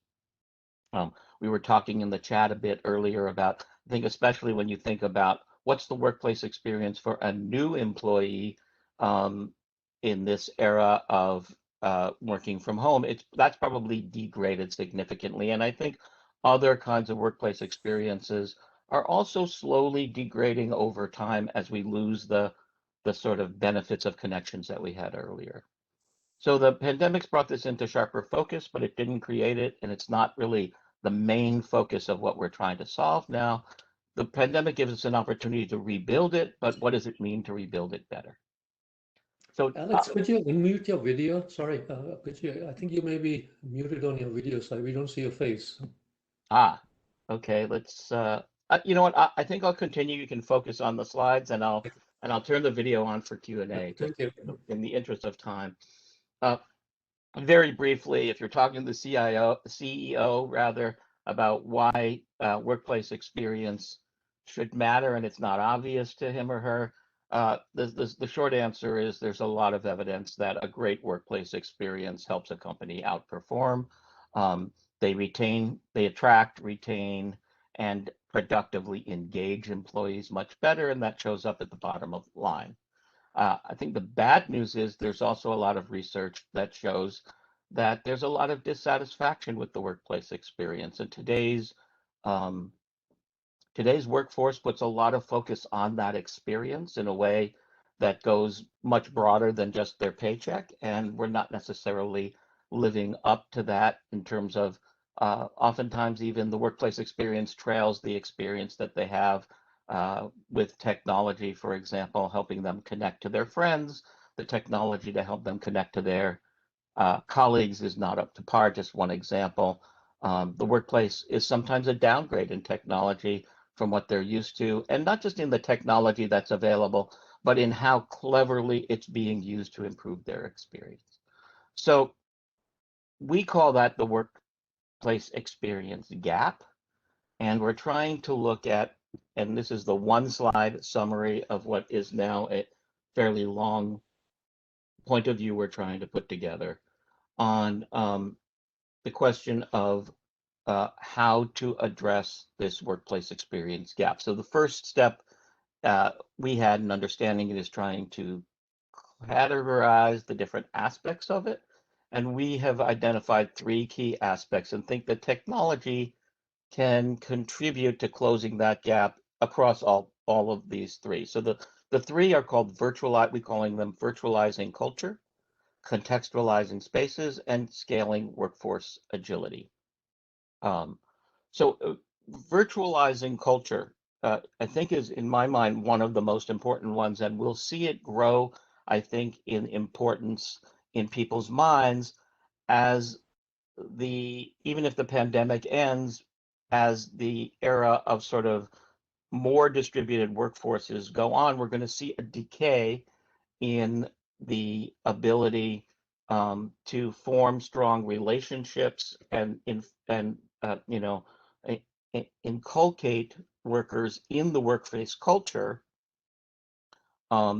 That's extremely important, and not something that we were necessarily doing all that well across a large company even before we went to a more distributed workforce. So we see there's an important role for technology to automatically help employees build those relationships, understand a bit more about the employee, have systems that are able to build a model of the employee's interests, relationships, projects, and use that to help them find connections. Think of an intelligent assistant for the workplace that does that. Also, analyze communication to improve interactions. Is everyone being heard? Are people talking not just with the people on their team, but the people with adjacent teams? That's another thing I think has degraded in the distributed. Like, I have a very strong ongoing relationship with the people on my team, but I'm losing visibility to the people that I used to see more casually, aren't exactly on my team, but where relationships matter a lot. And all of this needs to be done, of course, by maintaining trust, as the poll showed earlier. And we think that technology that will drive that trust by really providing a radical kind of transparency about what's being collected about me as an employee, what conclusions are being drawn from what's being collected about me, and giving me the opportunity to correct the model or turn off the collection or shape it. Those things, it's got to be a collaborative process. Okay, I'll go a little bit faster through the next 2 to save time, but contextualizing spaces is going to be really important also. We're going to need to reimagine the purpose of place as we come out of the pandemic. And I think technology can do a lot to help us, for instance, move to a world where space is automatically allocated and configured to support the purposes that people are trying to put it to, and that also we can track how successfully it's supporting those um, those purposes so that we can improve over time. I think another thing that's crucial is to be able to integrate physical offices with digital workspaces. One of the people who feels most happy about the change that the pandemic brought to the way work is done is people that were isolated before. If you were a permanent remote worker before, everything's gotten better for you because you felt like a second-class citizen before when everyone was in the office and you were joining remotely and they were laughing, you didn't know what they were laughing about and so forth. It was very difficult to participate in group meetings remotely before. And now that everyone's remote, it's great. As we go back to a place where more people are physically aggregating, we need to make sure that those who are remote do not feel like second-class citizens. And that's going to take a lot of rethinking about how the collaboration technology works. Alex, quick 1-minute reminder for you, please. Great. So scaling workforce agility, another big topic that goes from small things like how do we make the onboarding process much more seamless, less painful, and more custom tailored to the needs of a particular individual in a way that maybe a buddy that you saw in the office would help you with when we were working together. Now, if we're working remotely, we're going to need technology that helps make that work, and also onboarding to individual projects so that workers can move easily. We can leverage the fact that geography matters less, so we get the best thinking on every project and problem, not be slaves to the org chart, but we need technology to help with the logistics of that to make it feasible and smooth. There's obvious other things like being able to use AI to offload repetitive work to improve the workplace experience with more automated assistance. I think people are pretty familiar with that. There's a whole technology stack that we're working on to make this happen. I don't need to drain this, and in the interest of time, I'll just sort of put it up there and let you absorb what the key things are. You need to have models, you need to have AI that operate on those models, and you need to have, obviously, the security to make it work well. The advertisement at the end here is that we're doing a bunch of case studies, or we're reporting on a bunch of case studies to make this concrete. I hope you guys will search for the point of view when it comes out, or I'd be happy to send it on to you. And that's it. I've got my takeaways here, which I guess we can talk about at the end. Alex, thank you very much. There's 2 new terms I learned. WX, workforce experience. I think it encapsulates what you're talking about, and certainly virtualizing culture, which is a critical element of WX. So very, very quickly, I'm going to put your futurist hat. I mean, in terms of virtualizing culture, if you could just create, holograms of people, things would be easier. You think that's in our future, in our lifetime? I don't know about holograms, but I do think that immersive experiences of various sorts are going to play a role. I sometimes think we're oversimplifying, but I think we're all going to put on headsets and then it'll feel like we're in the office. But I think that there will be times when that's important.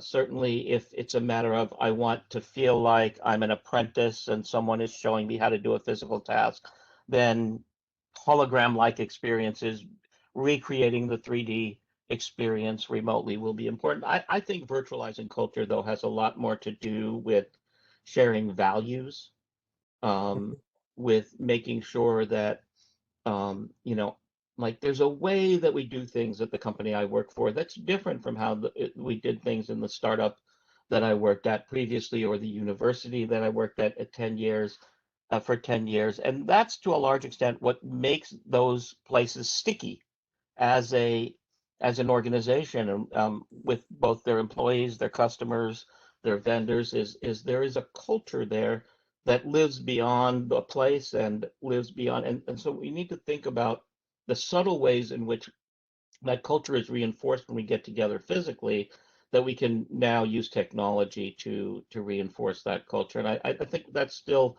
a problem that I'm still working on what the solutions. I'd love to hear the audience ideas about. Thank you, Alex, for the fascinating perspective. So with that, without further ado, I'm going to ask Anil Dindigal, who's the Vice President of Customer Engineering at Cisco. Welcome, Anil.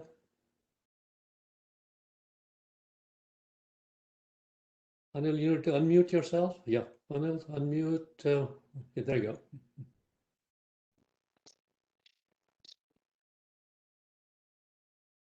Must be double muted.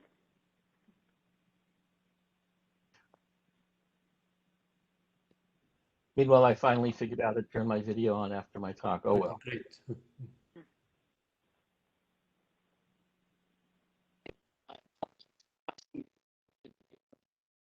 Yeah, Neil, we're not hearing you. You're unmuted on the panelist, but maybe you're double muted on your end. And Neil, we are getting some audio, but it's very broken up. Could you have WebEx call you back? Yes. Thank you.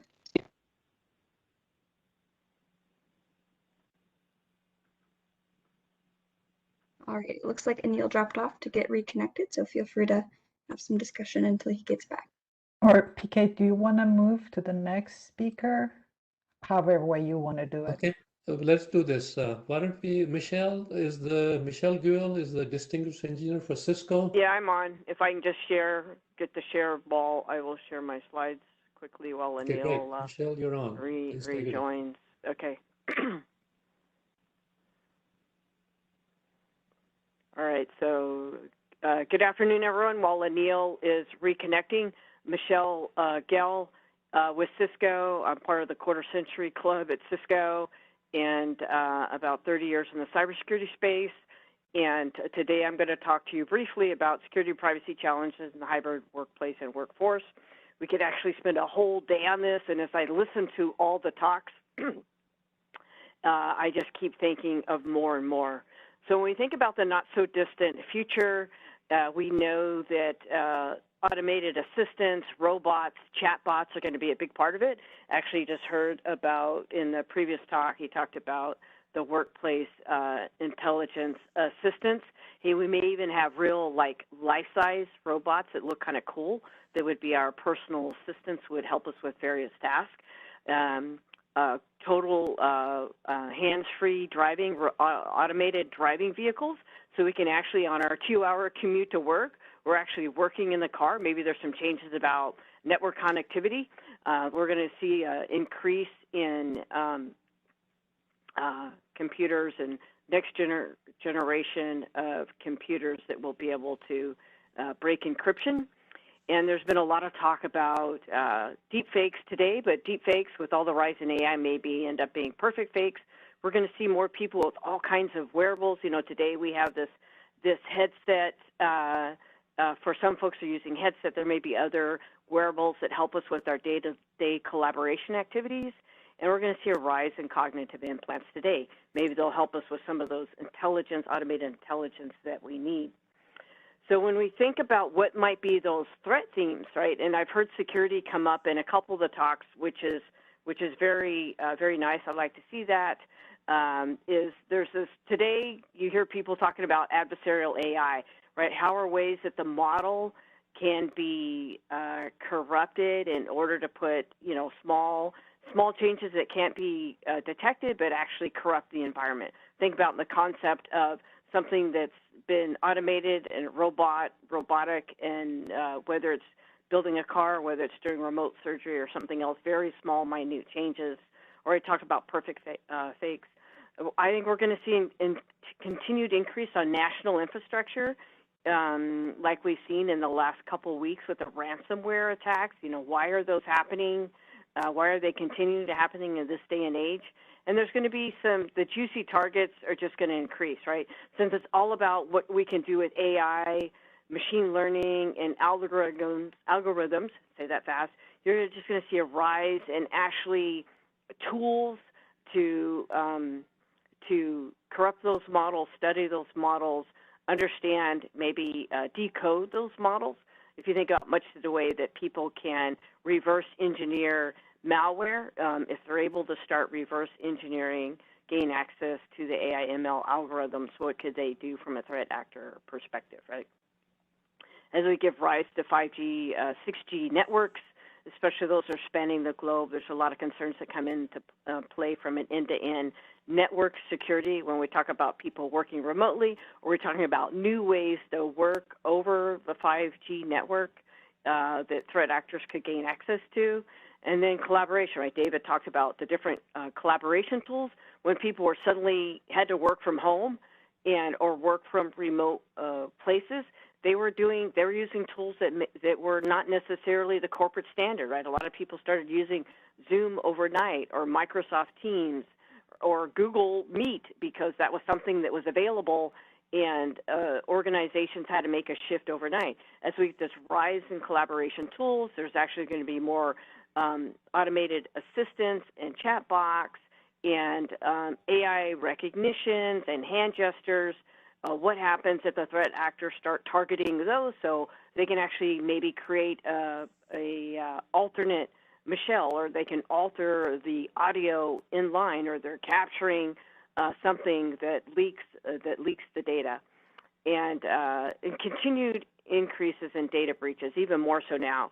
Which, as we move to the next one, and someone talked about the data on the first panel, like, what about all that data? How are we actually ensuring that organizations are handling, using the data in the way that they're supposed to? So, I mean, we can actually imagine 2025 now. You know, when I first started talking about data and AI, 5 years ago, it was sort of, 2025 was a little bit far out, but now it's like, it's coming up, it's fast. It's already 2021, it's almost 2022, and each of us are now experiencing 5,000 digital interactions or more per day, right? We actually have those life-size robotic assistants, and there's billions, right? And it's probably going to be more than 75 billion, because every prediction I've seen about how many things there is in the Internet of Things, we've expanded that. We've totally expanded that. And in the terms of data, can you even consider what 175 zettabytes of data might be? Where is that located when we think about in the realm of data sovereignty and the challenges there? Because data is the new currency. It has been the new currency for some time. That's why we're seeing that organizations are willing to pay big bucks to the ransomware threat actors to actually get their data back and get their operations back in motion. But as we move to a hybrid collaborative work environment with almost everything in the cloud, we're moving to the cloud. The big question is, what about all that data? How do we handle and comply with global data regulations, whether it's GDPR or whether it's the 100 other regulations that are very company specific, or like here in California, we have a consumer privacy protection law. I mean, one of the mainstays of moving forward for sure is that organizations need to think about not only for their applications and their workforce experience for the employees, but what they're doing for customers in terms of the data is they need to have a privacy engineering mindset. I mean, they need to have privacy engineering as a mainstay, as table stakes within the environment. So every application, every service, every offering, the engineers are actually thinking about it from a privacy engineering perspective. And I know Cisco is one of the earlier companies to instantiate a privacy engineering program on there. Another big thing about the data in 2021, now you start to hear like what is commonplace, and I say it probably once or twice a week, is I'm fully vaxxed, right? Saying that is actually a statement. As organizations think about going back to work, one of the factors of ensuring workplace safety, I mean, they talked about this on the Cisco meeting, is, well, what do? We actually need to know if people are fully vaccinated, because we have, 10 employees in a workspace and everyone's been fully vaccinated. Those 10 employees don't have to wear their mask inside. So how are we actually ensuring that we can speak to that data, that we can, ensure appropriate privacy for that data? Other challenges from the hybrid workforce is think about how much data employees now have in their houses, right? My whiteboard is turned the other way with pictures on this side because I have things about my FY22 planning on the other side. In some meetings, I dial on and I don't realize initially that, oh, I shouldn't have my whiteboard facing that way, or something up I'm showing my screen that I'm not supposed to, or maybe over here I actually have printouts. I mean, I know some people still like hard copy paper, or maybe I'm actually using my own personal device because now my organization actually has a fully instantiated zero trust network, right? This is a space where there needs to be a tremendous amount of innovation. Organizations don't have all the answers, and the rising digital nationalism is only going to keep increasing, posing extreme challenges for companies in order to provide that worldwide support in terms of products and services, when you have to ensure that, maybe employee A from country A, they only want their data in country A to reside in country A, so now I need someone that can support that application that's actually a citizenship of country A. The industry doesn't have solutions for these types of challenges today. This is a space that's ripe for innovation. Another thing I think is we begin to increasingly automate the workforce and looking for areas where we can move faster, and also on areas how we can be some more secure, is we'll see continued improvements in what's called the left shift development process. We're actually getting closer to being able to have that ultimate paved road. You see these low code or no code software engineering, right? When I looked at it, it was like, a couple years ago, I taught my grandkids programming using Scratch. Now they have Scratch for adults, and it's the new no-code, low-code language where people will be able to build applications faster. The left shift development process is about putting more controls into the engineers and the developers' hands so they could build the tools faster. They could build them more secure, right? You're going to have secure configuration management by default. There's going to be integration with other tools in a more seamless fashion. And we'll actually have robotic software engineers. There's some of that exists today where you have automation in terms of programming that can program it for you. And the last area, there's many areas, but the last area today to think about is observability, right? Organizations, this has been the trend thus far, but I think as we move to a hybrid workforce where people are working from wherever, maybe I'm in my self-driving Mercedes, whatever, I'm in the back seat, I'm working on something, am I connected to my own, am I connected to my own network? Or am I connected to the Mercedes network? Just giving you I'm 1 wrapping minute up. timer. Yeah, I'm wrapping up on here. So we need to, from monitoring, we actually need to move where we have the automated that's telling us, or we can say, well, what is wrong? Is there anything wrong with my WebEx session? Can they hear the audio? Like Anil could go, why is my audio not working? And it would be able to tell, or why am I not able to share this presentation, right? As we go to a hybrid workforce, if we can make the employees more observable in terms of their action, in terms of their tools, then this is actually an enabler. A lot of people look to security and privacy as roadblocks to put up for the development process, but when they're done, they are business enablers that will allow us to move into the future to this hybrid workforce, into the cloud, and be able to efficiently move business at a faster pace in the future.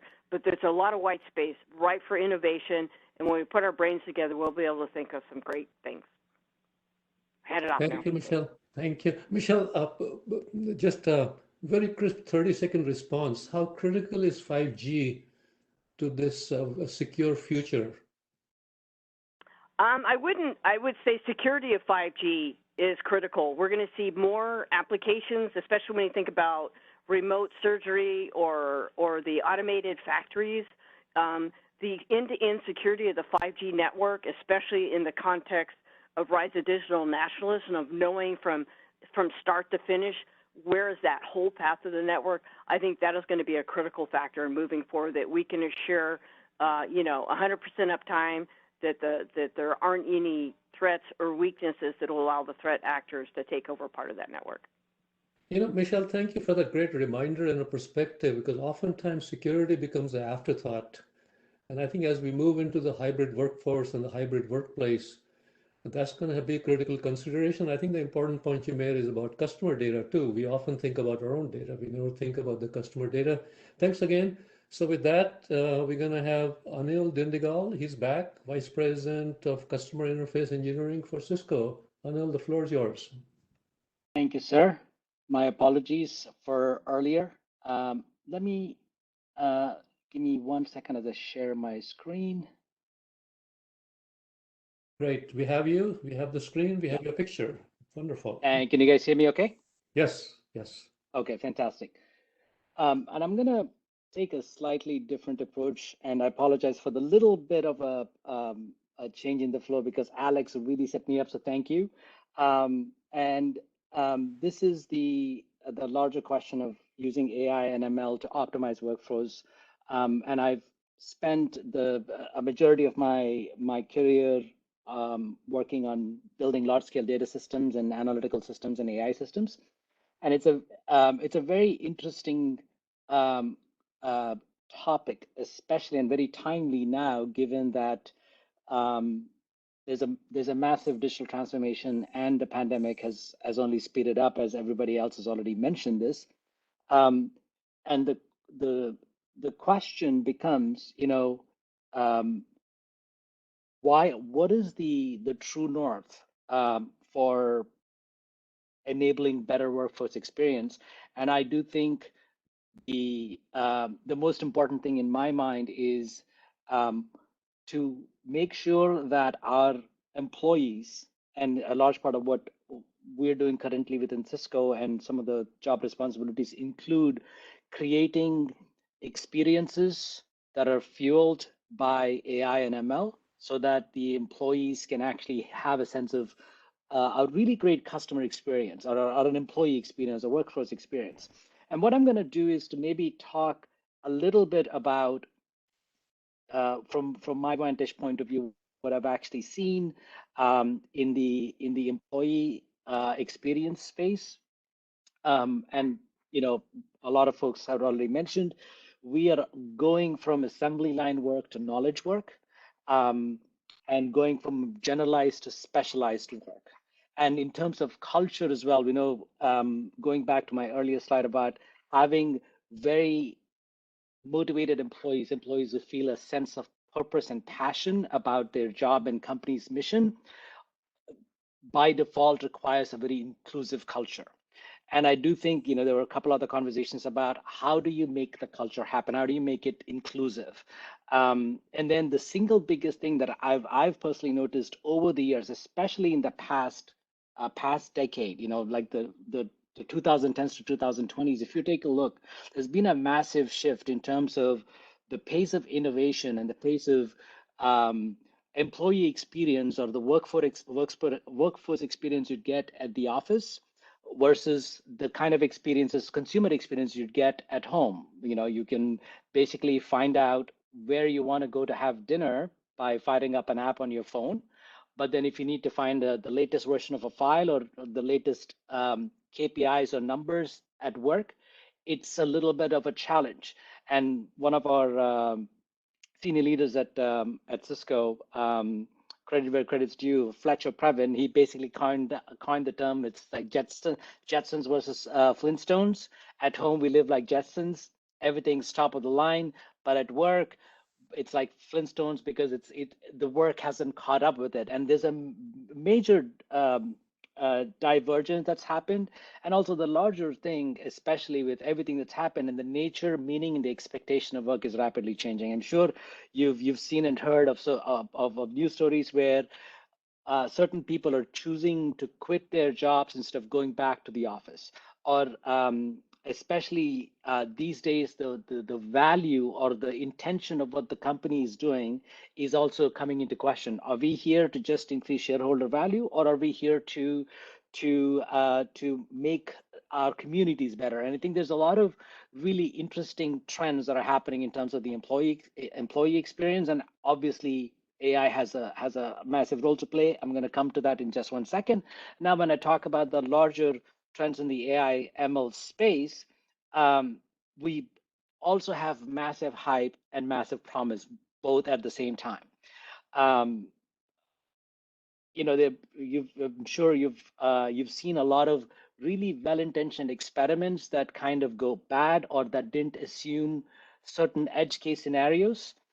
So there's always this fine line of trying to figure out what is the, where does the hype and where does the promise start?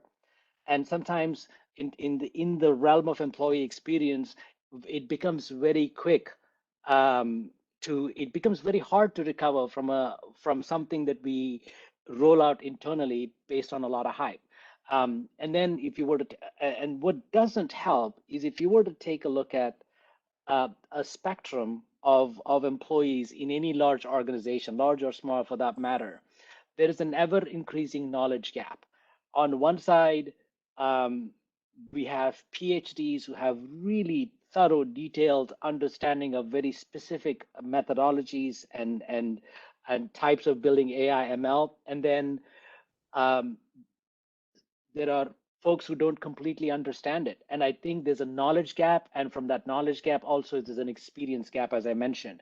Certain things like GPS has become very ubiquitous. But certain things like doing predictions on very diverse set of data is still a challenge. And then that basically ties down to we have generalized AI and domain-specific AI.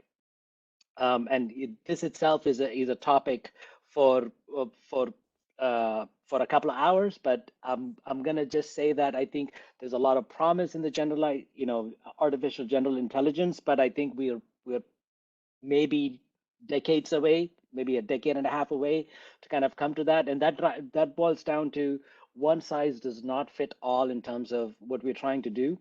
And the last thing is the human in the loop and the ethical implications of AI. In terms of especially anytime we're using any kind of AI algorithms in terms of hiring a candidate, securing a loan, approving something, or looking at a bunch of images and detecting threat actors or detecting malicious intent, I do think there's a huge emphasis that's going to be placed in the next year or in the next decade around ethical implications of AI and how are we, I think I would assume that every company that's doing massive AI would actually have some ethics office in that. And more specifically in terms of workforce experience, I personally joined Cisco as a remote employee. I have not met any of my coworkers. I've spoken to all of them over phone and video. And also from Cisco's perspective, we not only had to get all of our workforce in remote, but also a lot of our customers depend on Cisco for collaboration. And that drives to what Michelle and had mentioning earlier. Security first is our approach in terms of doing any kind of work in terms of data residency or in kind of any kind of malicious intent or content, making sure that we do the security first approach. And my day-to-day job involves doing a lot of these developing these AI models that actually help in the larger workforce groups, like folks in customer service, folks in different other fields. And what we've begun to realize is got to start small and get a few quick wins and basically then build on top of that. But eventually what I foresee is as we go into the future, if I were to look into the crystal ball, gamification, learning, and productivity are all going to be driven by AI and ML. Like almost we have a Siri or Alexa. We will have, as going back to what Alex said, thank you for some of the things that you had also mentioned. There's going to be a lot of contextualized, personalized gamification to drive productivity. And ultimately, like I think there's going to be a massive cornerstone of ethics when we do AI and ML at scale. And the last thing I'll say this is if you were to take a look at the entire spectrum of innovation that's happening, 15, 20 years ago, if you had to build a website, you would basically do the entire thing yourself. Now, with a few clicks of a button, a lot of this is commoditized. And I do think in the larger AI ML space as well, there's going to be a lot of commoditized work that's going to happen. But in terms of some very specific mission critical work that is very specific to a specific industry or a specific a product portfolio, I do think there's going to be some deep work that's going to be done in that might be done in-house. And I do wish that we keep the larger picture of ethics and AI ML at scale.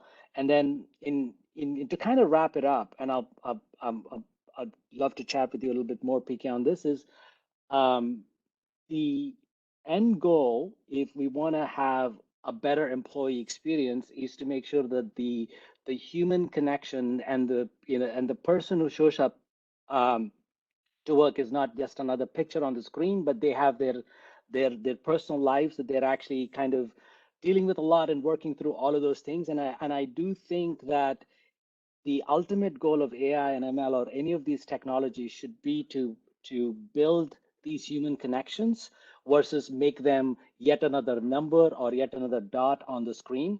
And I this is slightly out of context and maybe slightly what's the word I'm looking for? Eyebrow raising, but I do want to kind of leave with this. Albert Einstein mentioned this back during the 1940s and 50s when the atomic bomb started, and it was talking about how technologies exceeded humanity. And I do think that as we start looking at the future of work and how employees show up and how technology is going to help us, I do think we probably need to keep this in the back of our mind to make sure that technology should make us more human, but not take the humanity away from us. So I'm going to pause here, and I'd love to. Yeah, Anil, thank you so much. Very interesting perspective, bringing forward Cisco's thought leadership in this area. I learned a few things. We have 30 seconds for your portion of allocation time. So just quick question, peel this ethics thing a little bit more, because that's a whole new dimension you're bringing to the conversation. Very, very briefly, please. Yeah, so I think in terms of, I'll speak from a Cisco perspective, and by no means it's the only perspective, but let's say if you were to take a look at a class of AI ML algorithms, some of them deal with machine generated data that deal with how the machine is operating. But some of them deal with people generated data, like applications for loan approval or applications for security, automated security checks that might happen. What if there's a wrong facial recognition mismatch that happened and the wrong person got labeled as a malicious actor? And I think in any of those areas where we're looking at law enforcement, looking at potentially denying or allowing someone a certain opportunity, those are the things I think where we need to start thinking about ethics in AI. Thank you. Thank you, Anil, for the fascinating perspective. I have a lot more questions we'll take in at the end. I want to bring our last presenter, Gerhard Gudergan, Head of Research at Aachen University and also CEO of Metropolitan Cities. So Gerhard, you're on. Yes, thank you very much. Thank you very much for having the great opportunity to do a presentation here today. We are actually located in Aachen in Germany, and we are running different centers. So, on the center for our interest is how we do innovation in the urban area of the future and in smart commercial buildings. And what I will do in the next some minutes is really to present a story of ourselves and our own experiences we make with the future of living, future of work. And I will start, and don't want to forget to thank Jan Hasler, my colleague, for the preparation. So our story started with the idea of bringing the Olympic Games to this area, which is the 5th biggest metropolitan area in Europe. So 12 million people are living there, and we started to think about how we make this area really innovative enough to apply for the Olympic Games, to be a good host for 4 million people. And before this background, we started our vision of designing the most livable urban areas. So saying this, we have a great challenge now. Our opportunity is really to design our own new building and to be the most favorite workplace in our campus, in our innovation campus, is illustrated here. And this makes us think about really how do we do this? How do we become really a great employer? And how do we become definitely, or how do we develop the skills to develop the future of work in our own setting? So we are becoming a living lab. And how do we do this? We develop scenarios and make them work for us. So we think about workplace design, work systems, platforms, society, culture, and try to bring them together. In order to achieve this, we develop, let's say, scenarios like this. So we know that people like to connect, but we know that things are connected, and things like this area with a blue framing here on the street will be flexibly configurable. It will be a parking place in the night. It will be a bus stop at day. And people in this area, in this highly connected area, they will really invite friends to join, with friends and colleagues to join them at work. That's, I think, deeply in our minds. And technology will help us really to meet these people at the front side of this building. And to, yes, technology will automate the ticketing process and guarantee that we really meet these people, that we can share, for example, the same bus, and we will have learned to travel environmentally friendly. We've shifted our mindsets. We are in a sharing economy, but we will use these resources more efficient than we might do before. We will have, let's say, sustainability in our minds, so we use space in a more, let's say, responsible way. Using space in a responsible way is illustrated here with this little shuttle, which needs 10% of the space as compared to the space we need if we travel in our own vehicles to work.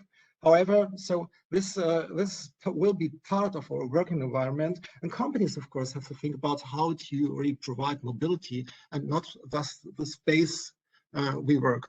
Space will be redefined. Inside such a shuttle, we will have a chance to work, but we will get information, we will consume information, we consume knowledge. So space will be enriched, it will be augmented by knowledge. Spaces and infrastructure will communicate with us. So with new means, we see here an illustration of our campus where we will have, let's say, a shared charging infrastructure, and this light bulbs on the floor will assign us the way to the charging stations, which will be automatically, let's say, reserved for us as a visitor. Just as an example. And if we have once entered our building, so we will be, we will be welcomed by digital concierge. So we will be welcomed per person. Digital technology will support us to find the right place. So systems will really enlighten us as we really be safe with our equipment. So systems will really help us to store a valuable piece, our laptop, just in time, at the time when we are in the building and at the time when we need it. We will have new spaces. We will have collaborative space, areas to collaborate and create. That's an animation of our building here.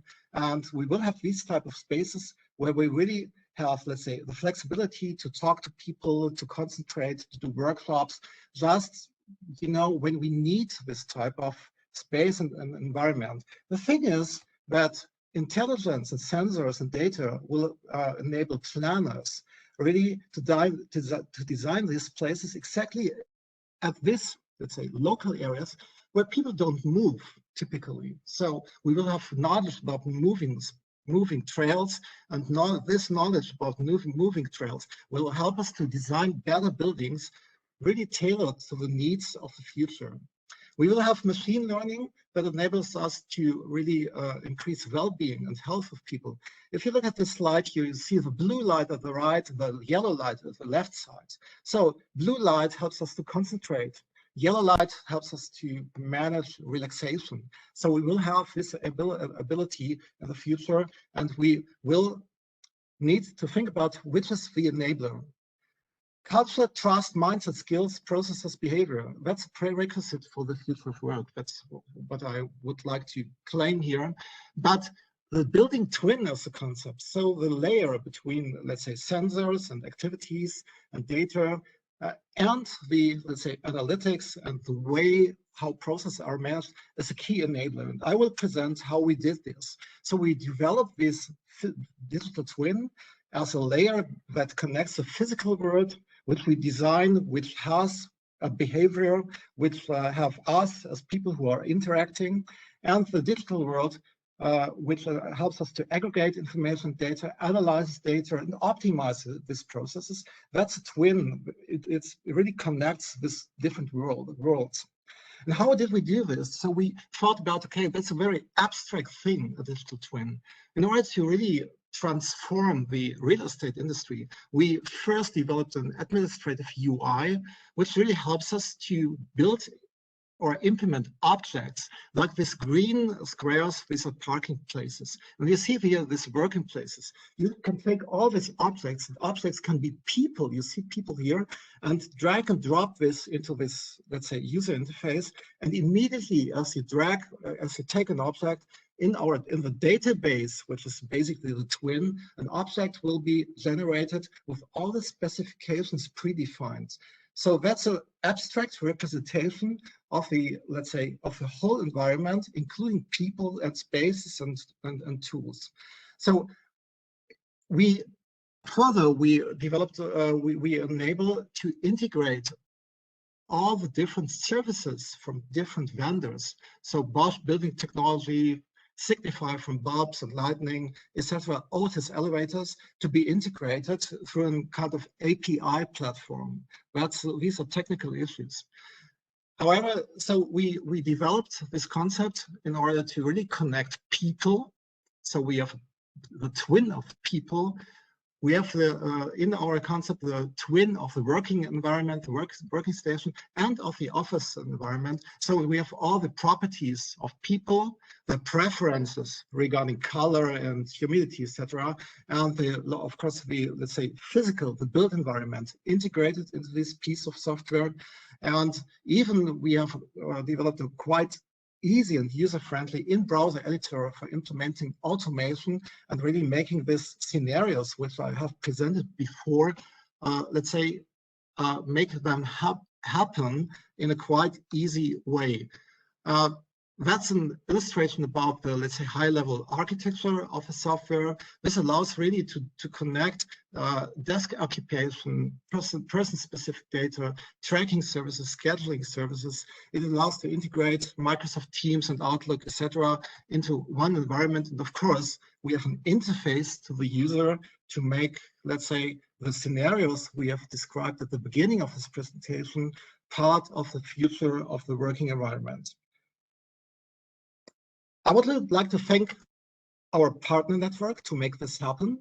So these are partners we collaborate from different branches, from the real estate industry, from the, let's say, lighting industry, from the property investors, so and technology providers. These are partners that helps us really to make this happen with what I have presented before. And this is what we are aiming to build up and realize for our own, but it's really the things we are fascinated to, let's say, do research and innovation in order really to transform real estate industry in a way that we think. But the future of work needs a kind of, let's say, digital representation in order to make the scenarios we've discussed at the beginning of this presentation here happen. Thank you very much.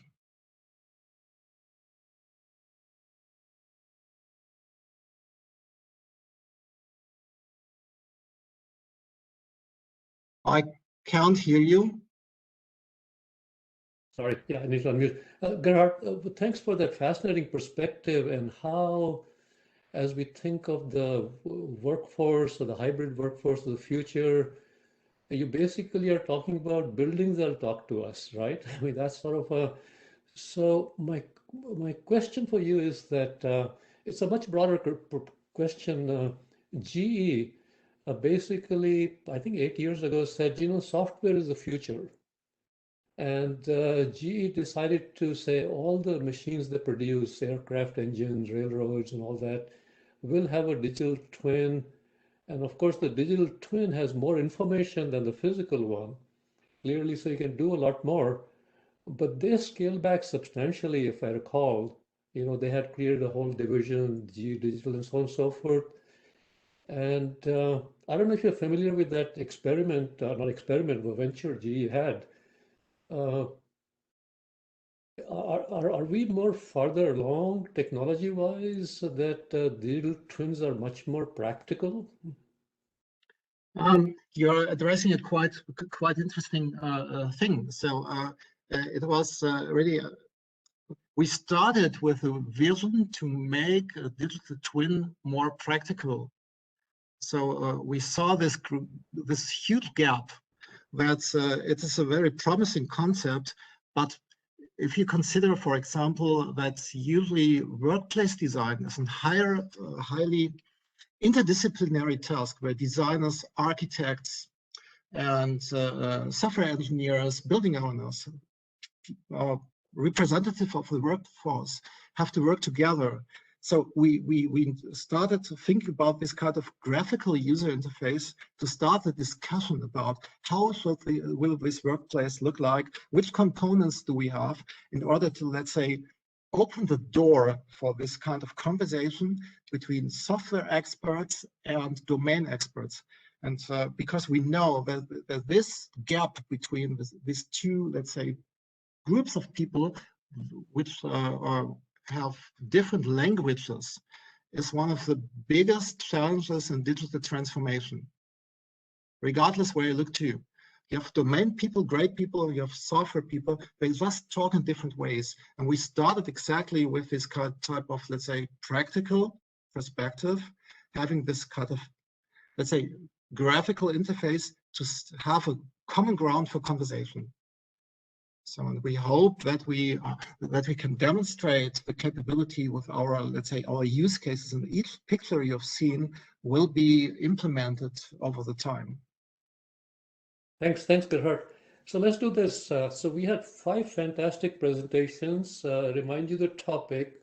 We're shaping the hybrid workforce, the hybrid workplace, and it comes with the challenges. Wendy presented to us the whole issue of talent management, finding the right people for the right jobs in this future. Alex talked about the workplace experience. Michelle talked about security threats. Anil talked about how do we use AI to optimize the workforce or workplace and workforce, and how do you shape the employee experiences? And Gerhard, you just finished talking about digital twins. And these are all the different facets of what creates this hybrid workplace and to make it successful. So I'm going to ask each one of them to take about a minute and talk about where are the biggest gaps, because all of you have a very clear vision of what you're trying to achieve. So I just want our audience to get a sense that what you're envisioning and where things are, where are the biggest gaps, or 1 or 2 big gaps that you perceive. So let's just in the same sequence. I think Wendy is no longer with us. She has another conflicting schedule. So Alex, when it comes to workplace experience,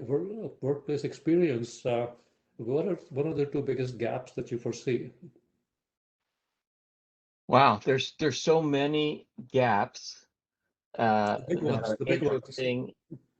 And I think rather than try to pick the biggest, I'm going to pick the one that's most prominent in my mind right now based on Gerhard's talk, and maybe follow up on his answer to your question about digital twins, because I think a lot of addressing the gaps in the workplace experience and also in the consumer experience, in some ways I think they're related, they're different but related, has to do with having more effective use of digital twins, and being able to reason from them to be able to, say, tailor a product or an experience to a worker or a consumer's thing. And in answer to your question, I think you asked, have we come along? And I think the answer is along when it comes to things like the sensing necessary to populate a digital twin and keep it continuously updated, and the basic AI machine learning algorithms needed to reason about and learn from the patterns detected, we've come pretty far. But I think one of the things, and this I think was inherent in Gerhardt, I'm just sort of amplifying what Gerhardt was saying, is one of the things we've learned as we really taken the concept seriously is that there isn't a thing called a digital twin. There are quite a few different ones. Just at the highest level, we need digital twins of workers and digital twins of employees even and customers to understand kind of what's their situation and how's it changing. We need digital twins of processes.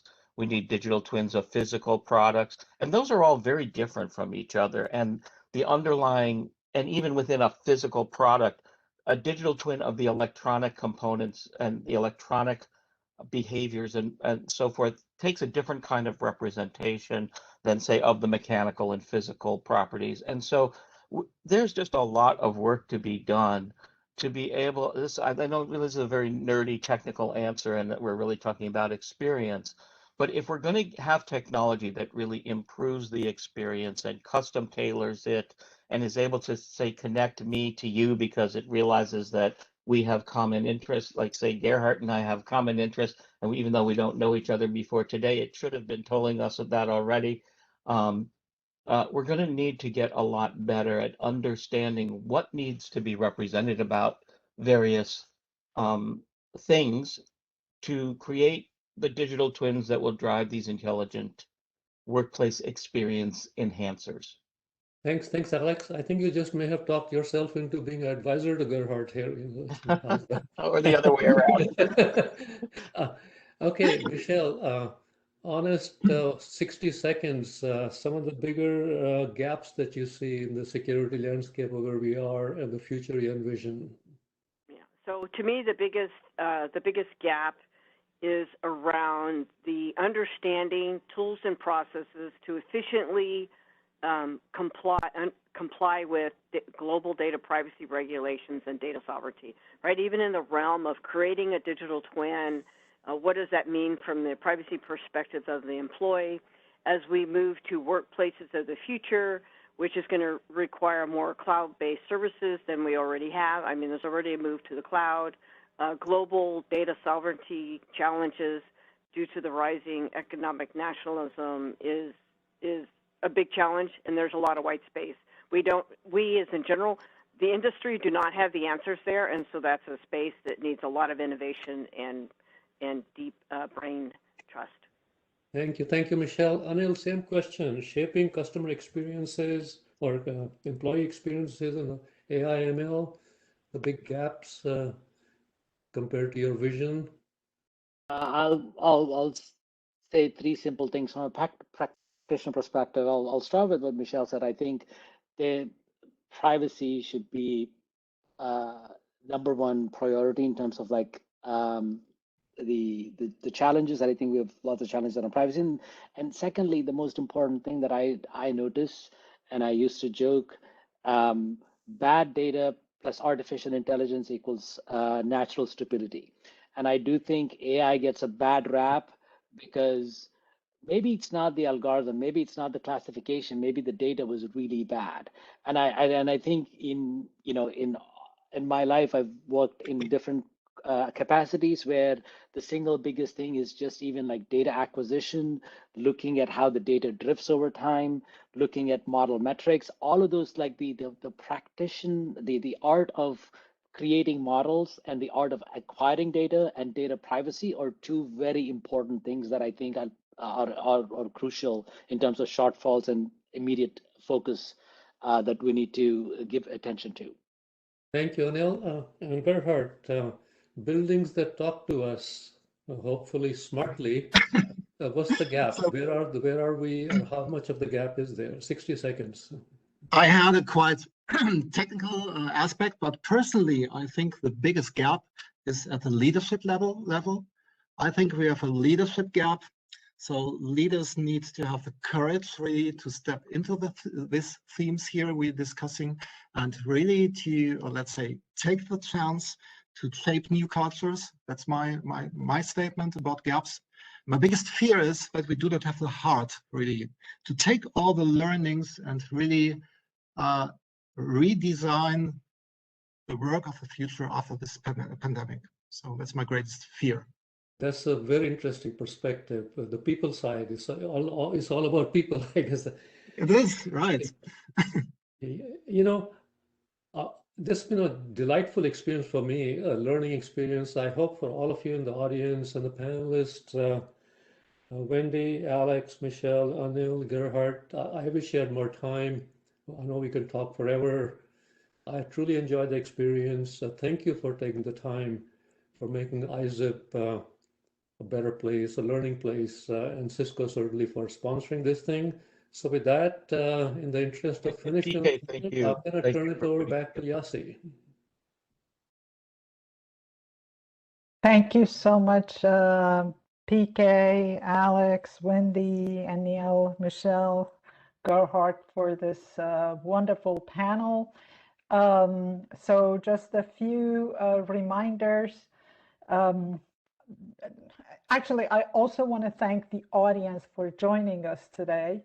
And I also, once again, want to thank Cisco and my colleagues at Cisco for making this possible. And a few reminders about ISSIP. If you're not a member of ISSIP, go to ISSIP.org under membership, and as individuals, you can join at no cost.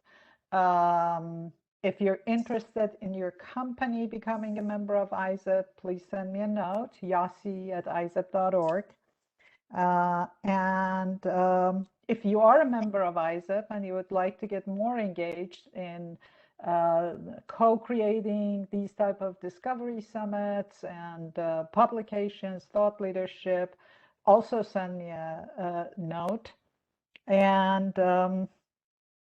finally, if you would like to join us for the next session that starts at 11:15, please let Alice know, and you can also send me an email at yasi@issip.org. With that, I want to thank every one of you, all the distinguished panelists and moderators, and all the participants. Have a wonderful rest of the day, and wish you all the best. Thank you. Thank you so much. Thank you.